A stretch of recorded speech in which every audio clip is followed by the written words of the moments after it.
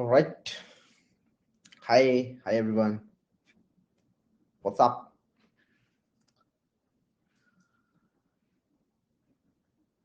All right, let's start the class then.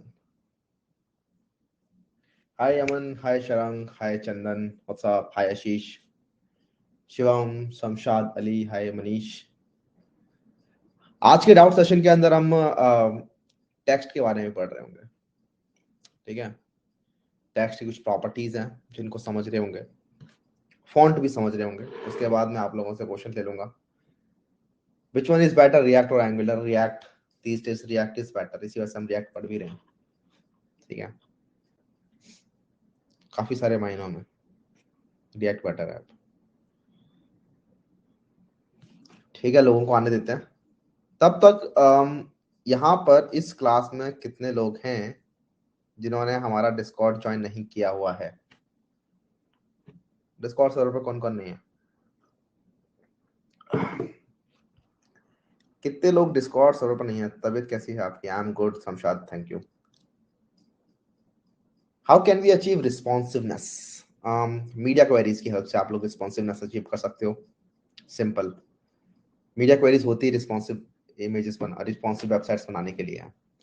तो media queries को हम समझ रहे होंगे नेक्स्ट क्लास के अंदर कि किस तरीके से मीडिया क्वेरीज काम करते हैं. बहुत ज़्यादा मुश्किल नहीं होता. बेसिकली आप डिफाइन कर देते हो अपने लेआउट को अलग अलग विड्थ ऑफ स्क्रीन्स के लिए कि इतनी विड्थ होगी तो ऐसा लेआउट दिखना चाहिए, इतनी विड्थ होगी तो ऐसा लेआउट दिखना चाहिए. तो उसके बाद अपने आप ही वो अलग अलग विड्थ ऑफ स्क्रीन के लिए आपका जो वेबसाइट है वो अडेप्ट होती रहती है. तो मोबाइल फोन के अंदर वही वेबसाइट अलग दिखती है और लैपटॉप के अंदर वही वेबसाइट अलग तरीके से दिख रही होती है. That is responsiveness. खाली बॉक्स को कैसे सेंटर में लेके आए?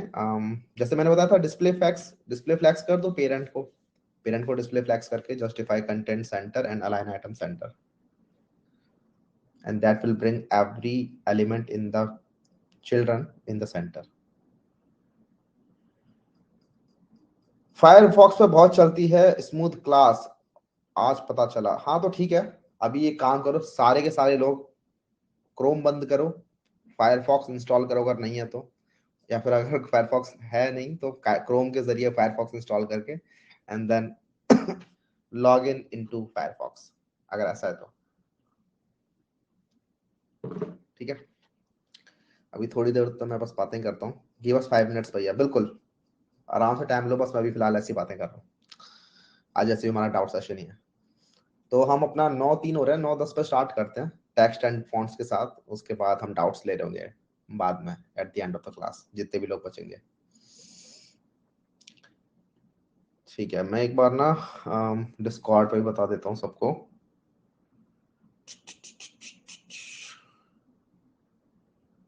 Alerts.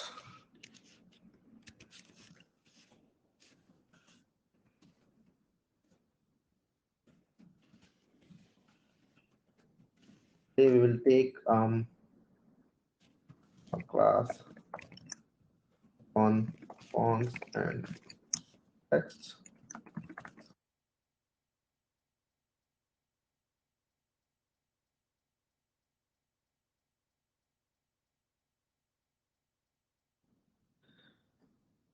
All right.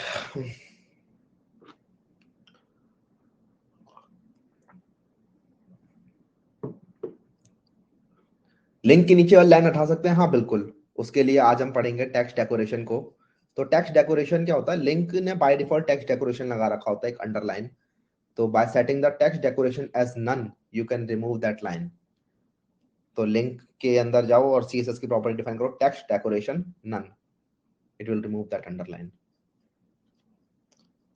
I think the flags is the most used property in CSS. Yes, you can say that. ठीक है.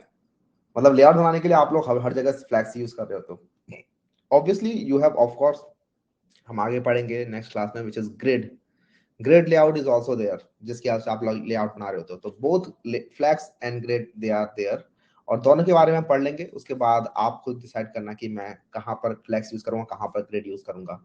मैं most of the time flags use कर रहा होता हूँ, बट दोनों फ्लैग्स और ग्रिड काम में आते हैं आपके लेआउट बनाने के लिए. भैया please see your DM, I am texting you from last 3 months. ठीक है, मैं वैसे सारे डीएम्स देखता रहता हूँ, और जो मुझे लगता है रेलेवेंट है, मेरे को अगर कोई सिर्फ हाई बोल रहा है, I won't reply, I never reply to hi. ठीक है, क्योंकि मुझे नहीं पता हाई बोलने के बाद क्या बोलना चाह रहे हो।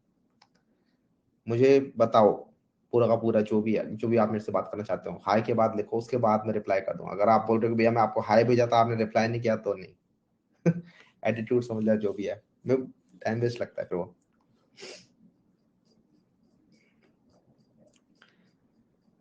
What about database relationships, what about it, क्या पूछना चाहते हो?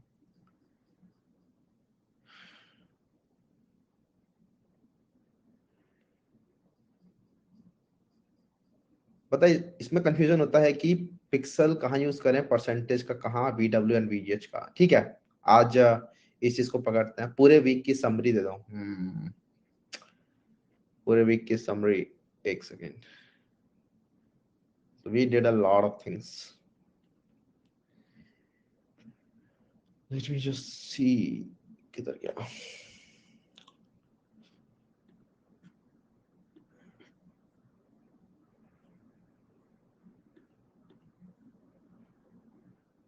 तो CSS ही पढ़ रहे थे हम, पूरे टाइम CSS ही पढ़ते रहे थे।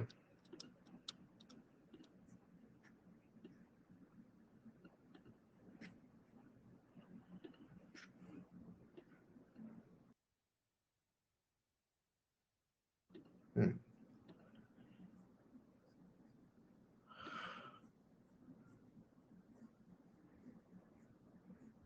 नहीं, ये तो पॉसिबल नहीं है पूरे वीक की समरी देना। पूरे वीक की क्लासेस जितने भी हैं सबके देख लो। अगर आपको ऐसा समरी चाहिए तो यूट्यूब पे जाके वीडियो देख सकते हो मेरी, but it is not possible to give a full week summary.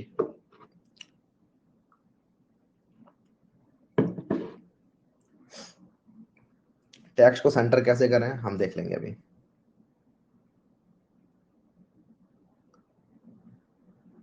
भैया माई सीक्वल कनेक्ट होता है क्या मर्न में? हाँ, आप कर सकते हो माई सीक्वल को भी मर्न में कनेक्ट। ठीक है, लेकिन हम जिस डेटाबेस का यूज कर रहे होंगे दैट इज नॉट सीक्वल या फिर माई सीक्वल। हम यूज कर रहे होंगे मोंगोडीबी डेटाबेस को। बट आप डेफिनेटली, आप वो जो हमने सीखे, हम जो सीखेंगे ना, उसकी हेल्प से आप लोग माई सीक्वल को भी कनेक्ट कर पाओगे। बहुत ही सिमिलर रहता है तरीका, ज्यादा मुश्किल नहीं होता। तो माई सीक्वल की भी लाइब्रेरी आती है और मोंगोडीबी की भी लाइब्रेरी आती है नोड के अंदर, तो दोनों ही चीजें कनेक्ट हो सकती हैं, कोई दिक्कत नहीं है। 3 ways to center a div except flashbox। एक जो वे है वो है हमारी ट्रांसफॉर्म और ट्रांसलेट का यूज करके। अभी देख लेंगे, ये सारी चीजें आएंगी धीरे धीरे करके, हम आगे मूव करेंगे ना, हमारे सामने चीजें अनफोल्ड होती रहेंगी।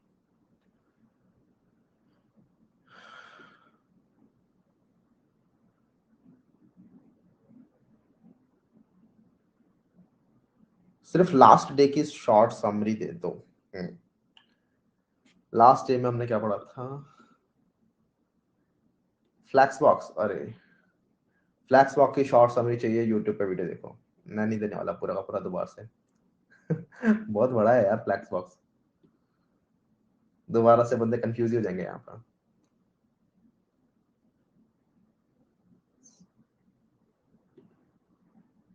Huge flex boxes, big topic. Let me just quickly open Flexbox.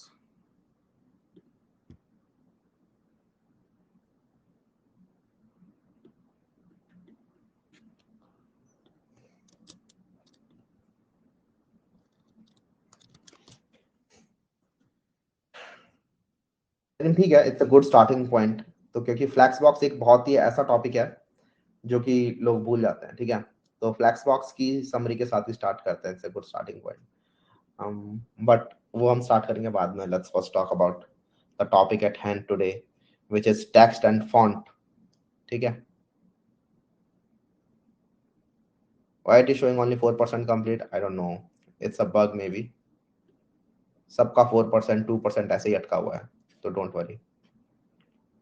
ठीक होगा तो वो एक साथ ही सबका ठीक हो जाएगा, और नहीं ठीक होगा तो फिर किसी का ही ठीक नहीं होने वाला वो।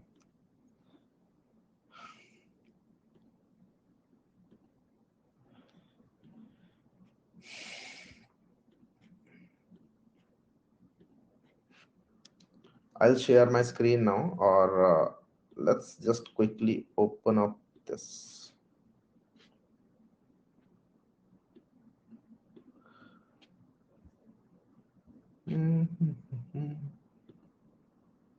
Open.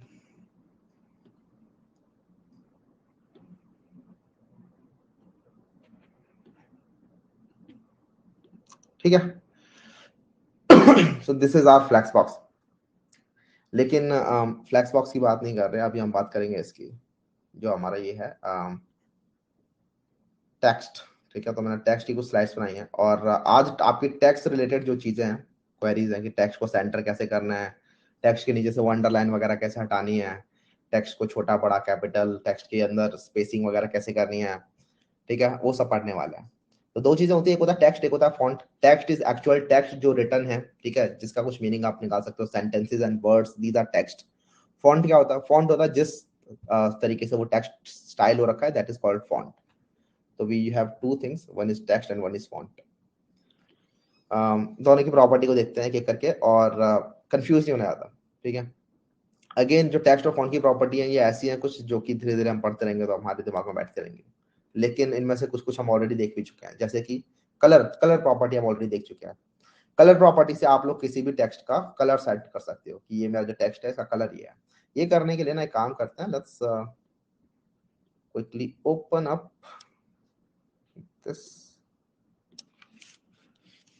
7,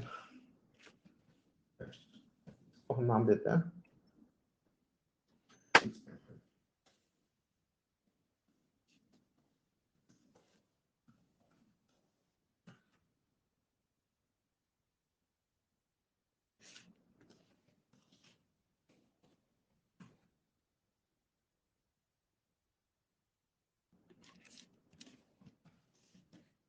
और index.html के अंदर हम अपना index.html लिख लेंगे, टेक्स्ट एंड फॉन्ट्स, और इसको हम कनेक्ट कर लेंगे लिंक विद CSS.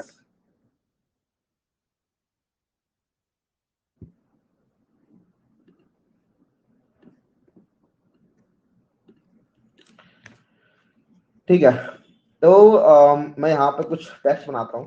जैसे कि सपोज करो वी हैव दिस H1, और इसके अंदर लिखा है this is a header, and then इस हेडर के नीचे सपोज करो we have another which is paragraph. This is the paragraph. अब इनको हम जरा कुछ प्रॉपर्टी देने वाला है जिनसे ये स्टाइल हो रहे होंगे. ठीक है, तो आज हम देखेंगे हमारे टेक्स्ट और फॉन्ट किस तरीके से स्टाइल हो रहे होते हैं. तो सबसे पहले हम आते हैं अपने H1 के अंदर, और जैसे मैंने आपको बताया था वी हैव कलर प्रॉपर्टी, और कलर प्रॉपर्टी की हेल्प से आप लोग अपने टेक्स्ट का कलर सेट कर सकते हो. By default it is set to black, but you can change it to anything like blue violet for example. और इसको ओपन करते हैं with live server.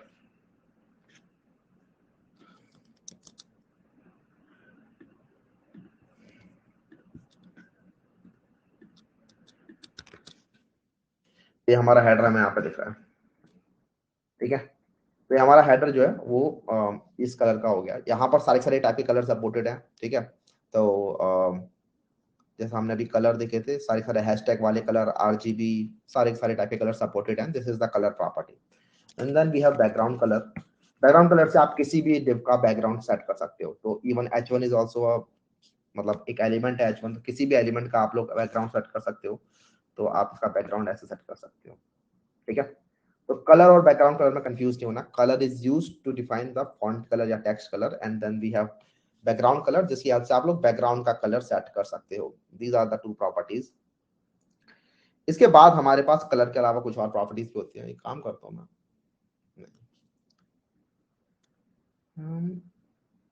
We have text align property. Text align property की help से आप लोग text को वो अलाइन कर सकते हो. किसी ने भी पूछा था भैया टेक्स्ट अलाइन किस तरीके से होगा, तो हाँ, we have a text align property. उसकी हेल्प से आप लोग लेफ्ट राइट सेंटर या जस्टिफाई कर सकते हो टेक्स्ट को. अगर आपको समझना है कि लेफ्ट राइट सेंटर और जस्टिफाई किस तरीके से काम करता है, तो उसके लिए मेरे को एक बड़ा टेक्स्ट लिखने दो. Lorem let's say 100. हमारा थोड़ा सा जो टेक्स्ट है बड़ा दिख रहा है, और इस टेक्स्ट के अंदर आप देख रहे हो यहाँ पर राइट साइड में थोड़ा सा स्पेस है. मतलब नीमो के राइट साइड में स्पेस है, पोरो के यहाँ पे राइट साइड में स्पेस है। ये सब किस लिए हो रहा है? क्योंकि जो हमारा टेक्स्ट है इस टाइम पर लेफ्ट साइड अलाइन हो रखा है, ठीक है। तो बाय डिफॉल्ट टेक्स्ट आपका लेफ्ट साइड अलाइन होता है, लेकिन ऑब्वियसली वी कैन, मतलब of course we can move it to right side. तो आप लिख सकते हैं यहाँ पे टेक्स्ट अलाइन राइट। तो आप आओगे अपने पैराग्राफ को पहले सिलेक्ट करोगे और we can write text align to right. इससे आपका टेक्स्ट राइट साइड में अलाइन हो जाएगा इस तरीके से। तो अब आपका लेफ्ट साइड में स्पेस वगैरह आ रहा है, ठीक है। तो this is the text align property. इसके अलावा वी हैव सेंटर, जिससे कि आपका टेक्स्ट है वो सेंटर में लाइन हो जाएगा। तो इस तरीके से आप देख लो सेंटर में लाइन हो रहा है टेक्स्ट, आपके लेफ्ट साइड में भी स्पेस है, आपके राइट साइड में भी स्पेस है, और टेक्स्ट आपका इस तरीके से सेंटर में लाइन हो गया। आप चाहते हो कि नहीं, जैसा मैगजीन्स में होता है, कई बार आपने देखा होगा कि पूरा का पूरा जो टेक्स्ट है वो आपका एंड टू एंड अलाइन होता है। तो उसके लिए यू कैन राइट जस्टिफाई, ठीक है। तो I can write here, I will just comment this out and I will write text align justify. Justify लिखने से क्या होगा, टेक्स्ट आपका अपने आप ही लाइन टू लाइन आएगा, ठीक है। तो ये किसी किसी वर्ड के बीच में 1 स्पेस, किसी किसी वर्ड के बीच में 2 स्पेस लेके आ जाएगा। ये इसकी एल्गोरिथम होती है। इवन एक क्वेश्चन होता है टीएसए के अंदर, पता नहीं आप में से कितने लोगों ने किया है कि जस्टिफाई द टेक्स्ट, किया है क्या? जस्टिफाई टेक्स्ट वाला क्वेश्चन। आप लोगों को एक सेंटेंस मिलता है और आपको बताना होता है जस्टिफाई कैसे होगा ये सेंटेंस। इंटरव्यू बिट के ऊपर है, लीड कोड के ऊपर भी है। यस, काफी लोगों ने किया। तो हाँ, उसमें वही होता है कि आप कभी कहीं पे 1 स्पेस, कहीं पे 2 स्पेसिंग दे रहे होते हो, जिससे कि आपका पूरा का पूरा जो टेक्स्ट है वो एंड टू एंड ठीक से अलाइन हो जाता है। तो आपका लेफ्ट में भी कोई स्पेस नहीं बचा, राइट में भी कोई स्पेस नहीं बचा। तो इस तरीके से हमारा टेक्स्ट अलाइन काम करता है। Moving on to the next property, we have text decoration. और टेक्स्ट डेकोरेशन की हेल्प से आप लोगों का वो अंडरलाइन आ रहा होता है, ठीक है। तो आप टेक्स्ट के नीचे कोई अंडरलाइन ला सकते हो और उस अंडरलाइन को फिर आप स्टाइल भी कर सकते हो अलग अलग तरीके से। तो सबसे पहले we have text decoration line properties के अंदर। टेक्स्ट डेकोरेशन लाइन की हेल्प से आप लोग बता सकते हो वो जो लाइन है उसका टाइप क्या रहेगा। और एक अच्छी टिप यहाँ पर यह है कि you can combine more than one value like overline, underline to display line over and under a text. तो बेसिकली टेक्स्ट के नीचे ऊपर अगर आपको लाइन दिखानी है तो you can use text decoration line. Again ये जो टेक्स्ट डेकोरेशन लाइन है ना, ये एक साथ ना इसके अंदर 4-5 प्रॉपर्टीज आएंगी। तो बहुत कंफ्यूजिंग हो सकती है क्योंकि यहाँ पर बहुत सारी प्रॉपर्टीज हैं। जैसे टेक्स्ट अलाइन नहीं है कंफ्यूजिंग, कलर नहीं है कंफ्यूजिंग, लेकिन टेक्स्ट डेकोरेशन के अंदर बहुत सारी प्रॉपर्टी आएंगी। एक टेक्स्ट डेकोरेशन लाइन है, टेक्स्ट डेकोरेशन कलर है, टेक्स्ट डेकोरेशन स्टाइल है, टेक्स्ट डेकोरेशन थिकनेस है, ठीक है। तो बंच ऑफ डेकोरेशंस हैं। तो इसको अगर हम जब भी यूज कर रहे होंगे एक्चुअल किसी प्रोजेक्ट के अंदर, तो वी विल गूगल इट कि मेरे को एक ऐसे वीवी लाइन बनानी है तो क्या क्या प्रॉपर्टी है, या फिर we will just Google text decoration property और उसके बाद हमें ये चारों की चारों प्रॉपर्टी मिल जाएगी and then we can use it, ठीक है। मैं अभी भी ऐसे यूज करता हूँ, मुझे चारों याद नहीं है, और इवन वैल्यूज भी आपको याद करने की जरूरत नहीं है। तो this is one of the way, मतलब इसी तरीके से आप लोगों को HTML और CSS के अंदर काम भी करना होता है। और धीरे धीरे अगर आप ज्यादा यूज करते रहोगे तो आपको याद होने लग जाएंगे, ठीक है, गुड फॉर यू। लेकिन टेक्स्ट डेकोरेशन कोई ऐसी चीज नहीं जो कि बहुत कॉमन है और जो कि आपको मतलब अच्छे से आपको एकदम मास्टरी चाहिए इसके अंदर। तो जैसे आप चाहते हो for example you have this H1 right, तो आप चाहते हो कि इसके अंदर टेक्स्ट डेकोरेशन के अंदर लाइन आ जाए, टेक्स्ट डेकोरेशन लाइन। तो we have text decoration line property जिसकी हेल्प से आप लोग डिफाइन कर सकते हैं कि ये जो लाइन है ये कैसे आएगी। तो यू हैव अंडरलाइन, अंडरलाइन से आपकी हेडर के नीचे एक लाइन आ जाएगी। देख रहे हैं यहाँ पर टेक्स्ट की हेडर के नीचे लाइन आ रही है। एक काम करते हैं, इस हेडर के पीछे से बैकग्राउंड कलर को हटा देते हैं और इसको सेंटर कर देते हैं। तो टेक्स्ट अलाइन एंटर। तो हमारा टेक्स्ट डेकोरेशन लाइन होता है। वी हैव अंडरलाइन और वी हैव ओवरलाइन। तो इस तरीके से आप टेक्स्ट के ओवर भी लाइन को लेकर आ सकते हो, ठीक है। तो टेक्स्ट के ऊपर कोई लाइन आ जाएगी इस तरीके से ओवरलाइन। एक काम करें इसको,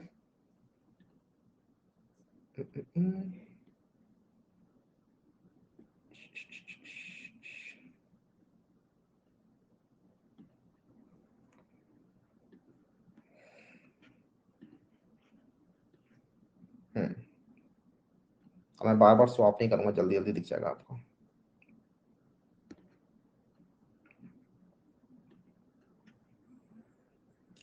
दिख रहा है ना सब कुछ, कोई दिक्कत तो नहीं? लेफ्ट साइड में कोड है, राइट साइड में टैग ये है। अंडरलाइन ओवरलाइन दोनों एक साथ लिख सकते हैं बिल्कुल। You can right like this, underline overline, अब देखोगे यहाँ पे एक अंडरलाइन भी आ रही है, एक ओवरलाइन भी आ रही है, ठीक है। Different between text decoration line अभी पढ़ते हैं। टेक्स्ट डेकोरेशन बेसिकली एक शॉर्ट हैंड प्रॉपर्टी है जो कि अपने अंडर में 4 प्रॉपर्टीज को लेके आती है, ठीक है। तो अंडरलाइन ओवरलाइन लाइन थ्रू क्या से आप लोगों का लाइन थ्रू ऐसा आ सकता है बेसिकली। इसको मैं कर देता हूँ comment, text decoration line through, तो ये बीच में से लाइन आ जाएगी, ठीक है। इस तरीके से आप चाहो तो लाइन थ्रू के साथ साथ अंडरलाइन भी लिख सकते हो और ओवरलाइन भी लिख सकते हो, तो आपको ये तीनों लाइन देखने को मिलेंगी।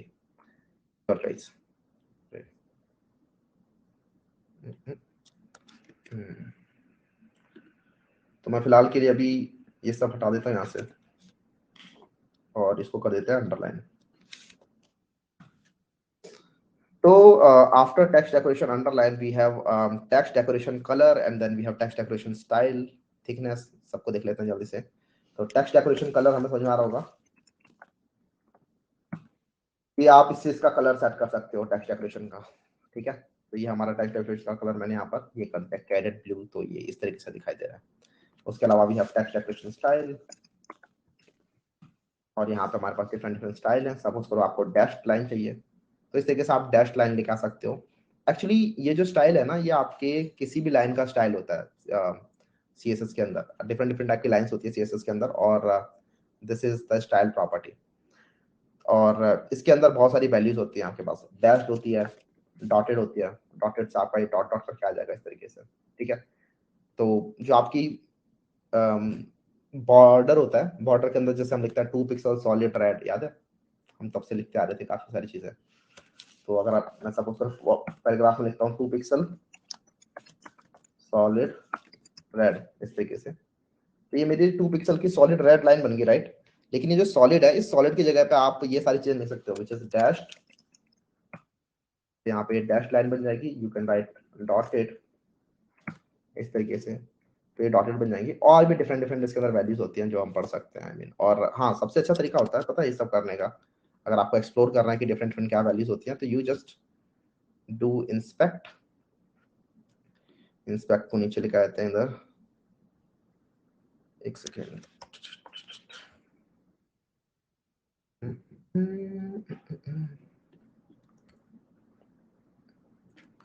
सेलेक्ट दिस लाइन, रिस्पॉन्सिवनेस हटा देते हैं यहाँ से, सेलेक्ट दिस लाइन। उसके बाद we have text decoration style, right. यहाँ पे डॉटेड, इस डॉटेड की जगह कुछ कुछ लिखो यहाँ, मतलब डॉटेड पे हटाओ और यहाँ पे आप फिर सब कुछ एक साथ लिख सकते हो। देखो डैश्ड, डॉटेड, डबल, ठीक है, डबल टाइप की लाइन हो गई हमारे पास। इनहेरिट होता है बेसिकली कि पेरेंट्स ने क्या लाइन ले रखी है वो हम इनहेरिट कर लेंगे, लेकिन आप ये ज्यादा यूज नहीं करते। सॉलिड, सॉलिड लाइन सेट करने के लिए, and then we have this funky looking line which is wavy, ठीक है। तो इस तरीके से आप लोग सीधा यहीं पर चीजें चेंज कर सकते हो, जैसे कि आप डिफरेंट डिफरेंट जो वैल्यूज हैं किसी प्रॉपर्टी की वो एक साथ सीख सको। तो टेक्स्ट डेकोरेशन स्टाइल देख लिया हमने, लाइन कलर एंड स्टाइल। इसके बाद कुछ और प्रॉपर्टीज देखते हैं। तो थिकनेस होती है, थिकनेस से बेसिकली आप लोग थिकनेस सेट कर सकते हो, 2 पिक्सल 4 पिक्सल ये सब। तो मैं यहाँ पे जल्दी से लिख देता हूँ। सपोज करो यहाँ पे मैं लिखूंगा text decoration decoration thickness of let's say 4 pixel. तो ये थोड़ा बड़ा हो जाना चाहिए, टेक्स्ट डेकोरेशन थिकनेस आई नहीं क्या, 20 पिक्सल हो रही है, ठीक है। तो इस तरीके से ये जो डॉट्स हैं इनकी थिकनेस चौड़ी हो गई है, तो वो जो डॉट्स हैं इसलिए वो बड़े बड़े गोले दिख रहे हैं हमें। तो ये था हमारा text decoration. Anything else? I don't think इसके अलावा इसके अंदर टेक्स्ट डेकोरेशन के कुछ अंदर कुछ और होता है। And then we have one other property which is text decoration itself, जिसके अंदर आप ये सारी सारी प्रॉपर्टीज, एक्चुअली 4 प्रॉपर्टीज जो होती हैं which is text decoration line, colour, style और थिकनेस को आप एक साथ लिख सकते हो। तो आप यहाँ पर ये चारों ही चारों लिख के ऐसे आप लोग डिफाइन कर सकते हैं कुछ ये सब कि टेक्स्ट डेकोरेशन अंडरलाइन, उसके बाद लेट्स से ब्लू, उसके बाद डबल, उसके बाद लेट्स से 4 पिक्सल। ठीक है, तो ये आपने चारों चीजें एक साथ डिफाइन कर दी, this is a shorthand property. तो most of the time you will be using text decoration. उसके बाद अगर बीच बीच में से कुछ कुछ हटा भी दोगे तो फर्क नहीं पड़ेगा उसका, ये अभी भी काम करेगा। ठीक है, अभी भी ये सॉलिड बन रखा है और जो डिफॉल्ट बिहेवियर है वो आ रखा है इसका। Now what else, we have text transform. तो ये बेसिकली काम में आता है आपका जो एक्चुअल जो वर्ड्स है, जो सेंटेंसेस हैं, उनको ट्रांसफॉर्म करने के लिए। We have different values for this which are capitalize, upper case and lower case. तो आप अपने टेक्स्ट को अपर केस, लोअर केस और कैपिटलाइज कर सकते हो। तो फॉर एग्जांपल ये हमारा ये हेडर है, इसी के अंदर कुछ कुछ प्रॉपर्टीज डिफाइन करते हैं विच इज लाइक टेक्स्ट क्या था, डेकोरेशन हो गया, टेक्स्ट स्टाइल नहीं, टेक्स्ट ट्रांसफॉर्म, टेक्स्ट ट्रांसफॉर्म। और यहाँ पर हमारे पास वैल्यूज हैं। सपोज करो मैं करता हूँ कैपिटलाइज। कैपिटलाइज करने से क्या होता है आप देखो यहाँ पे, इस का आई बड़ा हो गया और ए का ए बड़ा हो गया, टी और एस तो पहले से ही बड़े थे हेडर के। तो ये क्या करता है, सभी के सभी वर्ड्स का पहला लेटर कैपिटल कर देता है। टेक्स्ट ट्रांसफॉर्म कैपिटलाइज करने से आप हर एक वर्ड के पहले लेटर को कैपिटल कर देते हो। यू हैव स्मॉल केस, जिससे कि ये सारे के सारे लेटर, सॉरी लोअर केस, देखो मुझे याद नहीं है, ठीक है, और ये काम नहीं करता, मैं नेट पे लिख रहा था या फिर ये मेरी हेल्प कर दी इसने विजुअल स्टूडियो कोड ने। ये कुछ ऐसी चीजें हैं जो बहुत ज्यादा आप यूज नहीं करते हो। And then we have upper case, मतलब मुझे अगर लोअर केस बनाना ही होता टेक्स्ट ट्रांसफॉर्म, तो मैं पहले ही टेक्स्ट को अपर केस या लोअर केस एचटीएमएल के अंदर ही लिख रहा होता। ठीक है, बट ये पता रहना चाहिए कि ठीक है अपर केस हो गया अब सारे सारा हमारा हेडर से। ठीक है, इसको हम कमेंट आउट कर देते हैं। तो ये हमारी टेक्स्ट ट्रांसफॉर्म की प्रॉपर्टी थी। Moving on, we have text spacing. तो ये है बेसिकली आप लोगों के टेक्स्ट के अंदर स्पेसिंग देने के लिए। First we have text indent, then we have letter spacing, line spacing and then line height. तो एक एक करके देखते हैं सबको। मैं आता हूँ इसके लिए पैराग्राफ के अंदर आता है। ठीक है, हम आए अपने पैराग्राफ के अंदर और इस पैराग्राफ के अंदर कुछ कुछ वैल्यू डिफाइन करते हैं। सबसे पहले text indent of let's say 100 pixel. तो इससे क्या होगा, आपका जो पहला लाइन है अब वो 200 पिक्सल 100 पिक्सल दूर से स्टार्ट हो रही है। तो ये आपने काफी बार देखा होगा, आपके कुछ कुछ बुक्स के अंदर पैराग्राफ्स इस तरीके से स्टार्ट हो रहे होते हैं, राइट, कि जो पहला सेंटेंस है वो थोड़ा जगह लेके स्टार्ट होता है, इंडेंट होके स्टार्ट होता है। तो वो इस तरीके से टेक्स्ट इंडेंट की प्रॉपर्टी यूज हो रही होती है उसके अंदर। टेक्स्ट इंडेंट ना करके हम कुछ और भी चेंज कर सकते हैं। टेक्स्ट इंडेंट हो गया हमारा, उसके बाद होता है हमारा लेटर स्पेसिंग। लेटर स्पेसिंग सुन के लग रहा है कि हाँ ये लेटर के बीच में स्पेसिंग देने काम आता होगा। सपोज कर मैं अल्फा लिखता हूँ 8 पिक्सल, हमारे सारे के सारे लेटर्स के बीच में 8 पिक्सल का गैप आ जाएगा, THIS। और ये इज और दा के बीच में इतना सारा स्पेस क्यों है, क्योंकि हमने जस्टिफाई कर रखा है टेक्स्ट को। तो पैराग्राफ यहाँ पर नहीं आ सकता था, इसीलिए यहाँ पर इनके बीच में इतना बड़ा स्पेस हो गया। अगर मैं यहाँ से वो जस्टिफाई हटा दूंगा, व्हिच इज दिस, तो आप देखोगे कि सिर्फ आपके वर्ड्स लेटर्स के बीच में ये स्पेस आ रहा है। लेटर स्पेसिंग ये बहुत ज्यादा हो गई है, इसको हम थोड़ा छोटा करते हैं, लेट्स से 2 पिक्सल। तो ये थोड़ा आपके पैराग्राफ्स की रीडेबिलिटी को बढ़ाने के काम में आता है, राइट। तो ये हमारा लेटर स्पेसिंग है। Similarly we have line height. यहाँ पर ये जैसे लाइन आपकी आपस में चिपक रखी है, आप इनकी लाइन हाइट को बड़ा कर सकते हो। For example let's say we have 4 pixel. तो यहाँ पर अभी सबके सब चिपक गए आपस में, ठीक है। लाइन हाइट हमने बहुत कम कर दिया, हम यहाँ पर डिफाइन करते हैं लेट्स से 20 पिक्सल। तो अब ये थोड़ी बड़ी रहनी चाहिए, ठीक है, थोड़ी सी बड़ी हो गई है। बाय डिफॉल्ट आई थिंक ये 14 पिक्सल होती है बाय डिफॉल्ट, नॉट श्योर, 16 होती है, ठीक है। बाय डिफॉल्ट ये ऐसा था, लेकिन आप इसको बड़ा छोटा कर सकते हो, लाइन को, लाइन के बीच में जो स्पेसिंग है। तो ये बहुत ज्यादा कुछ एडवांस्ड, बहुत ज्यादा कुछ स्पेशल प्रॉपर्टीज नहीं है, ठीक है। ऐसी हैं जो कि हाँ पता है तो ठीक है, हम अपने टेक्स्ट के अंदर चेंजेस कर रहे हैं तो हम आराम से कर सकते हैं वो सब चीजें, ठीक है। लाइन हाइट हो गया, लेटर स्पेसिंग हो गया, even we have word spacing. तो अगर आप चाहते हो कि भाई आपके वर्ड के बीच में थोड़ा ज्यादा स्पेस हो, क्योंकि अभी आपको पता नहीं चल रहा कि शायद वर्ड के बीच में स्पेस कितना है, तो we can move it to 4 pixel. Let's say हमारे यहाँ वर्ड थोड़े दूर दूर हो गए हैं, ठीक है, we can even do further like 8 pixel. तो हमारे वर्ड सब सारे दूर दूर हो गए। तो हमारे लेटर के बीच में स्पेस है 2 पिक्सल का, वर्ड के बीच में स्पेस है 8 पिक्सल का, और लाइंस के बीच में स्पेस है 24 पिक्सल का। We have text indent of 100 pixel, so that हमारा जो पहली लाइन है वो 100 पिक्सल दूर से स्टार्ट हो रही है। तो these are all the properties for text spacing. Next we have text shadow, और इसकी हेल्प से आप लोग टेक्स्ट के अंदर शैडो वगैरह लगा सकते हो। तो इट्स अ कूल प्रॉपर्टी, और यूज कर रहे होते हैं हम टेक्स्ट के अंदर शैडो वगैरह लगाने के लिए ही, ऐसा नेम सजेस्ट। तो हम यहाँ पर जैसे दिस इज अ हेडर है, इसके अंदर चेंज करके देखते हैं। तो जो भी शैडो होती है, टेक्स्ट शैडो होती है, इवन बॉक्स शैडो होती है, वो सेम कंसेप्ट पे काम करती है, विच इज दिस की आप चार चीजें डिफाइन कर रहे होते हैं उसके अंदर। तो राइट टेक्स्ट शैडो सबसे पहले आप बताते हो हॉरिजॉन्टली कितना दूर होनी चाहिए वो शैडो, ठीक है। तो आप बता दोगे लेट्स से कि हॉरिजॉन्टली 5 पिक्सल दूर हो जाएगी वो। उसके बाद आप बताओगे वर्टिकली कितना नीचे चल जाएगी, तो वर्टिकली सपोज मैं बोलता हूँ कि 10 पिक्सल वर्टिकली वो नीचे चल जाएगी शैडो। उसके बाद आप बताओगे इसका ब्लर रेडियस कितना रहना चाहिए। अभी फिलहाल मैं ब्लर रेडियस को हटा के मैं इसका कलर दे देता हूँ ब्लैक, कि शैडो का कलर क्या रहना चाहिए, ब्लैक। तो आप देखोगे मेरी ये जो शैडो बन रही है पीछे, ये मेरा एक टेक्स्ट है, उस टेक्स्ट के पीछे शैडो बन गई है। अंडरलाइन को हटा देते हैं यहाँ से। तो हमें दिख रहा है ये हमारी टेक्स्ट है, इस टेक्स्ट के पीछे हमारी ये शैडो बन रही है। ये शैडो अभी बिल्कुल भी ब्लर नहीं हो रखी और ये बहुत ही ज्यादा दूर चली गई है, तो ऐसी टेक्स्ट शैडो तो आप यूज नहीं करोगे कभी। what you will normally do is like this 2 pixel 2 pixel, और इस तरीके से आपको ये शैडो दिखाई देगी, थोड़ा सा टेक्स्ट आपका ऊपर आ गया है। But what you will also do is define blur radius। तो आप यहाँ पे बता सकते हो कि ये जो हमारी टेक्स्ट शैडो है ये थोड़ी सी ब्लर्ड है 4 पिक्सल में भी। तो ये आप टेक्स्ट शैडो एक्चुअल कुछ इस तरीके से आप लोग यूज कर सकते हो, ठीक है। तो इस तरीके से आप लोग डिफाइन कर सकते हो अपने टेक्स्ट शैडो को। लेकिन शैडो के अंदर एक और कूल प्रॉपर्टी होती है विच इज दिस, कि आप लोग मल्टीपल टेक्स्ट शैडो डिफाइन कर सकते हो कॉमा सेपरेटेड। तो एक टेक्स्ट शैडो तो आपकी ये हो गई ब्लैक, ये वाली जो कि 2 पिक्सल 2 पिक्सल 4 पिक्सल इस तरीके से है। You can right even more shadows यहाँ पर। मैं एक और शैडो डिफाइन करूंगा जो कि लेट्स से 4 पिक्सल दूर है, 4 पिक्सल दूर है, may be blur radius same है लेकिन ये रेड कलर की है मे बी। अब देखोगे आपके ब्लैक शैडो के पीछे एक रेड शैडो दिख रही है, ठीक है। मे बी ना दिखे क्योंकि वो मैंने ज्यादा ब्लर कर रखी है, तो maybe make it to 1 pixel. तो आपको एक रेड शैडो भी दिखाई देगी एंड देन रेड शैडो के ऊपर एक ब्लैक कलर की शैडो भी है। तो इस तरीके से आप लोग जितनी मर्जी शैडोज डिफाइन कर सकते हैं शैडो के नीचे। तो ये कुछ टेक्स्ट की प्रॉपर्टीज थी, late me just quickly go through each and every one of them. तो पहले हमने पढ़ा था टेक्स्ट के अंदर कलर को, कलर की हेल्प से आप लोग बता सकते हो कि किसी टेक्स्ट का कलर क्या है। तो बाद में हमने पढ़ा टेक्स्ट अलाइन को, इसके हेल्प से आप लोग बता सकते हो कि टेक्स्ट अलाइन आपको हॉरिजॉन्टली कहाँ करना है। टेक्स्ट अलाइन की हेल्प से आप लोग इमेजेस वगैरह को भी अलाइन कर सकते हो, ठीक है। आई मीन अगर आपने कोई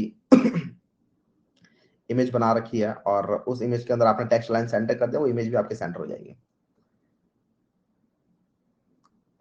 बेसिकली पेरेंट के अंदर आपने टेक्स्ट लाइन सेंटर कर रखा है तो सारी की सारी चीजें सेंटर हो जाएंगी उस पेरेंट के अंदर, तो इमेज भी is also one of the part. उसके बाद टेक्स्ट डेकोरेशन हमने पढ़ा, टेक्स्ट डेकोरेशन इज अंडरलाइन। तो अंडरलाइन के अंदर कुछ कुछ प्रॉपर्टीज होती है which is line, colour, style and thickness. Line से आप लोग बता सकते हो कि आपकी लाइन कहाँ दिखेगी, ऊपर नीचे या स्ट्राइक थ्रू। कलर से आप लोग कलर बता सकते हो उस लाइन का। स्टाइल से आप लोग बता सकते हो कि इसका स्टाइल क्या होगा, dotted, dashed, double, wavy. Thickness से आप लोग उस जो भी अंडरलाइन आपने बनाई है उसकी थिकनेस आप बता सकते हो कि वो कितनी विड्थ हाइट लेगी इसकी। तो लाइन की हाइट आप लोग डिफाइन कर सकते हो इस तरीके से। We have text decoration property which is a shorthand property for these 4 properties. तो इसके अंदर आप लोग इस ऑर्डर में ये चारों चीजें डिफाइन कर सकते हो, एक ही लाइन में सारा काम हो जाएगा। Next up we have text transform. इसके अंदर आप लोग बता सकते हो कि आपका जो टेक्स्ट है वो किस तरीके से अपर केस या लोअर केस और उसके अलावा कैपिटलाइज, ये 3 वैल्यू होती हैं उसके अंदर। Then we learn about text shadow. Text shadow की हेल्प से आप लोग शैडो दे सकते हो किसी भी टेक्स्ट को। तो ये था। इसके अलावा हमने टेक्स्ट के अंदर स्पेसिंग की कुछ कुछ प्रॉपर्टीज को देखा which is text indent, letter spacing से लेटर के बीच में space, line height and then word spacing. Tell me more about shadows, tell me more about shadows. एक तो ये चीज होगी शैडोज की कि इस तरीके से शैडो बन सकती है आपकी, ये 3 वैल्यू डिफाइन करके। इसमें एक और होता है blur spread of 10 pixel. I think वो दूसरी बॉक्स शैडो के अंदर होता है। ओके और क्या बताया जाए आपको। एक चीज और कर सकते हो जो मैंने, हाँ आई थिंक मैंने यूट्यूब पे बताया था ये चीज, कि आप लोग चाहो तो अपने टेक्स्ट को ब्लर टेक्स्ट कर सकते हो, ठीक है। आप कभी दिखाना चाहते हो कि ब्लर्ड टेक्स्ट दिखाना चाहते हो तो आप क्या कर सकते हो, जो आपका टेक्स्ट कलर है विच इज नॉर्मल कलर, जो अभी हमने ये कलर पर्पल कलर का कर रखा है, you can write transparent here. तो आपका एक्चुअल कलर तो गायब हो जाएगा लेकिन आपका जो शेडो है वो आपको दिखेगी और ये ब्लर्ड शेडो दिखेगी। Can increase the blur radius here bye 40 pixel. तो आपको ये तो दिख ही नहीं रहा 10 पिक्सल। तो ये एक ब्लर्ड टेक्स्ट आपको दिखाई देगा। तो इस तरीके से एक ब्लर्ड इफेक्ट लाने के लिए you can use text shadow like this. ठीक है, तो ये था टेक्स्ट शैडो के अंदर। तो वापस कर देते हैं।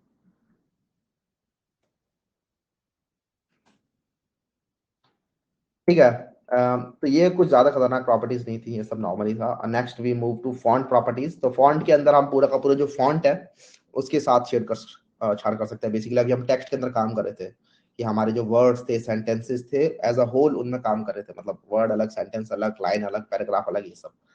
अब हम पूरा का पूरा फॉन्ट के अंदर काम करेंगे। ठीक है, उस फॉन्ट की जो भी प्रॉपर्टीज है उनको हम चेंज कर रहे होंगे। तो फॉन्ट की क्या क्या प्रॉपर्टीज होते हैं? सबसे पहले होता है हमारे पास फॉन्ट साइज। तो छोटा बड़ा करने के लिए वी यूज फॉन्ट साइज। ठीक है, और टेक्स्ट के लिए हम यूज करते हैं अलग अलग प्रॉपर्टीज को। तो सबसे पहले अभी हम देखते हैं हेडर को। अभी आप अगर हेडर पे क्लिक करोगे ना, late me just choose this header, तो आप देखोगे इस हेडर को कुछ टेक्स्ट साइज मिला हुआ है, फॉन्ट साइज मिला हुआ है ऑफ 2 EM। इसको बड़ा करते हैं। आप देखोगे H1 के अंदर आपको फॉन्ट साइज 2 EM मिला हुआ है। ठीक है, तो ये 2 EM कहां से आया? ये 2 EM अपने आप ही यूजर एजेंट स्टाइल शीट ने दिया हुआ है इसको। What is user agent style sheet? User agent style sheet is this style sheet defined by this browser. तो ब्राउजर जो है ना, ब्राउजर आपका यूजर एजेंट होता है। और ये भी अपने साथ कुछ स्टाइल शीट लेके चलता है जिसमें उसने बता रखा है कि जो H1 होगा उसके अंदर इतनी पैडिंग होनी चाहिए, इतना मार्जिन होना चाहिए, उसका डिस्प्ले ऐसा होना चाहिए। तो उसने डिफाइन कर रखा है, देखो यहाँ पे उसने मार्जिन ब्लॉक स्टार्ट भी डिफाइन कर रखा है, फॉन्ट वेट इसको बोल्ड दे रखा है। तो ये सारा सारा काम हो रहा है हमारे इस यूजर एजेंट की तरफ से। तो उसने इसको बाय डिफॉल्ट 2 EM की फॉन्ट साइज दिया हुआ है। 1 EM का मतलब होता है आप बताओ, मुझे बताओ 1 EM का मतलब कितना है?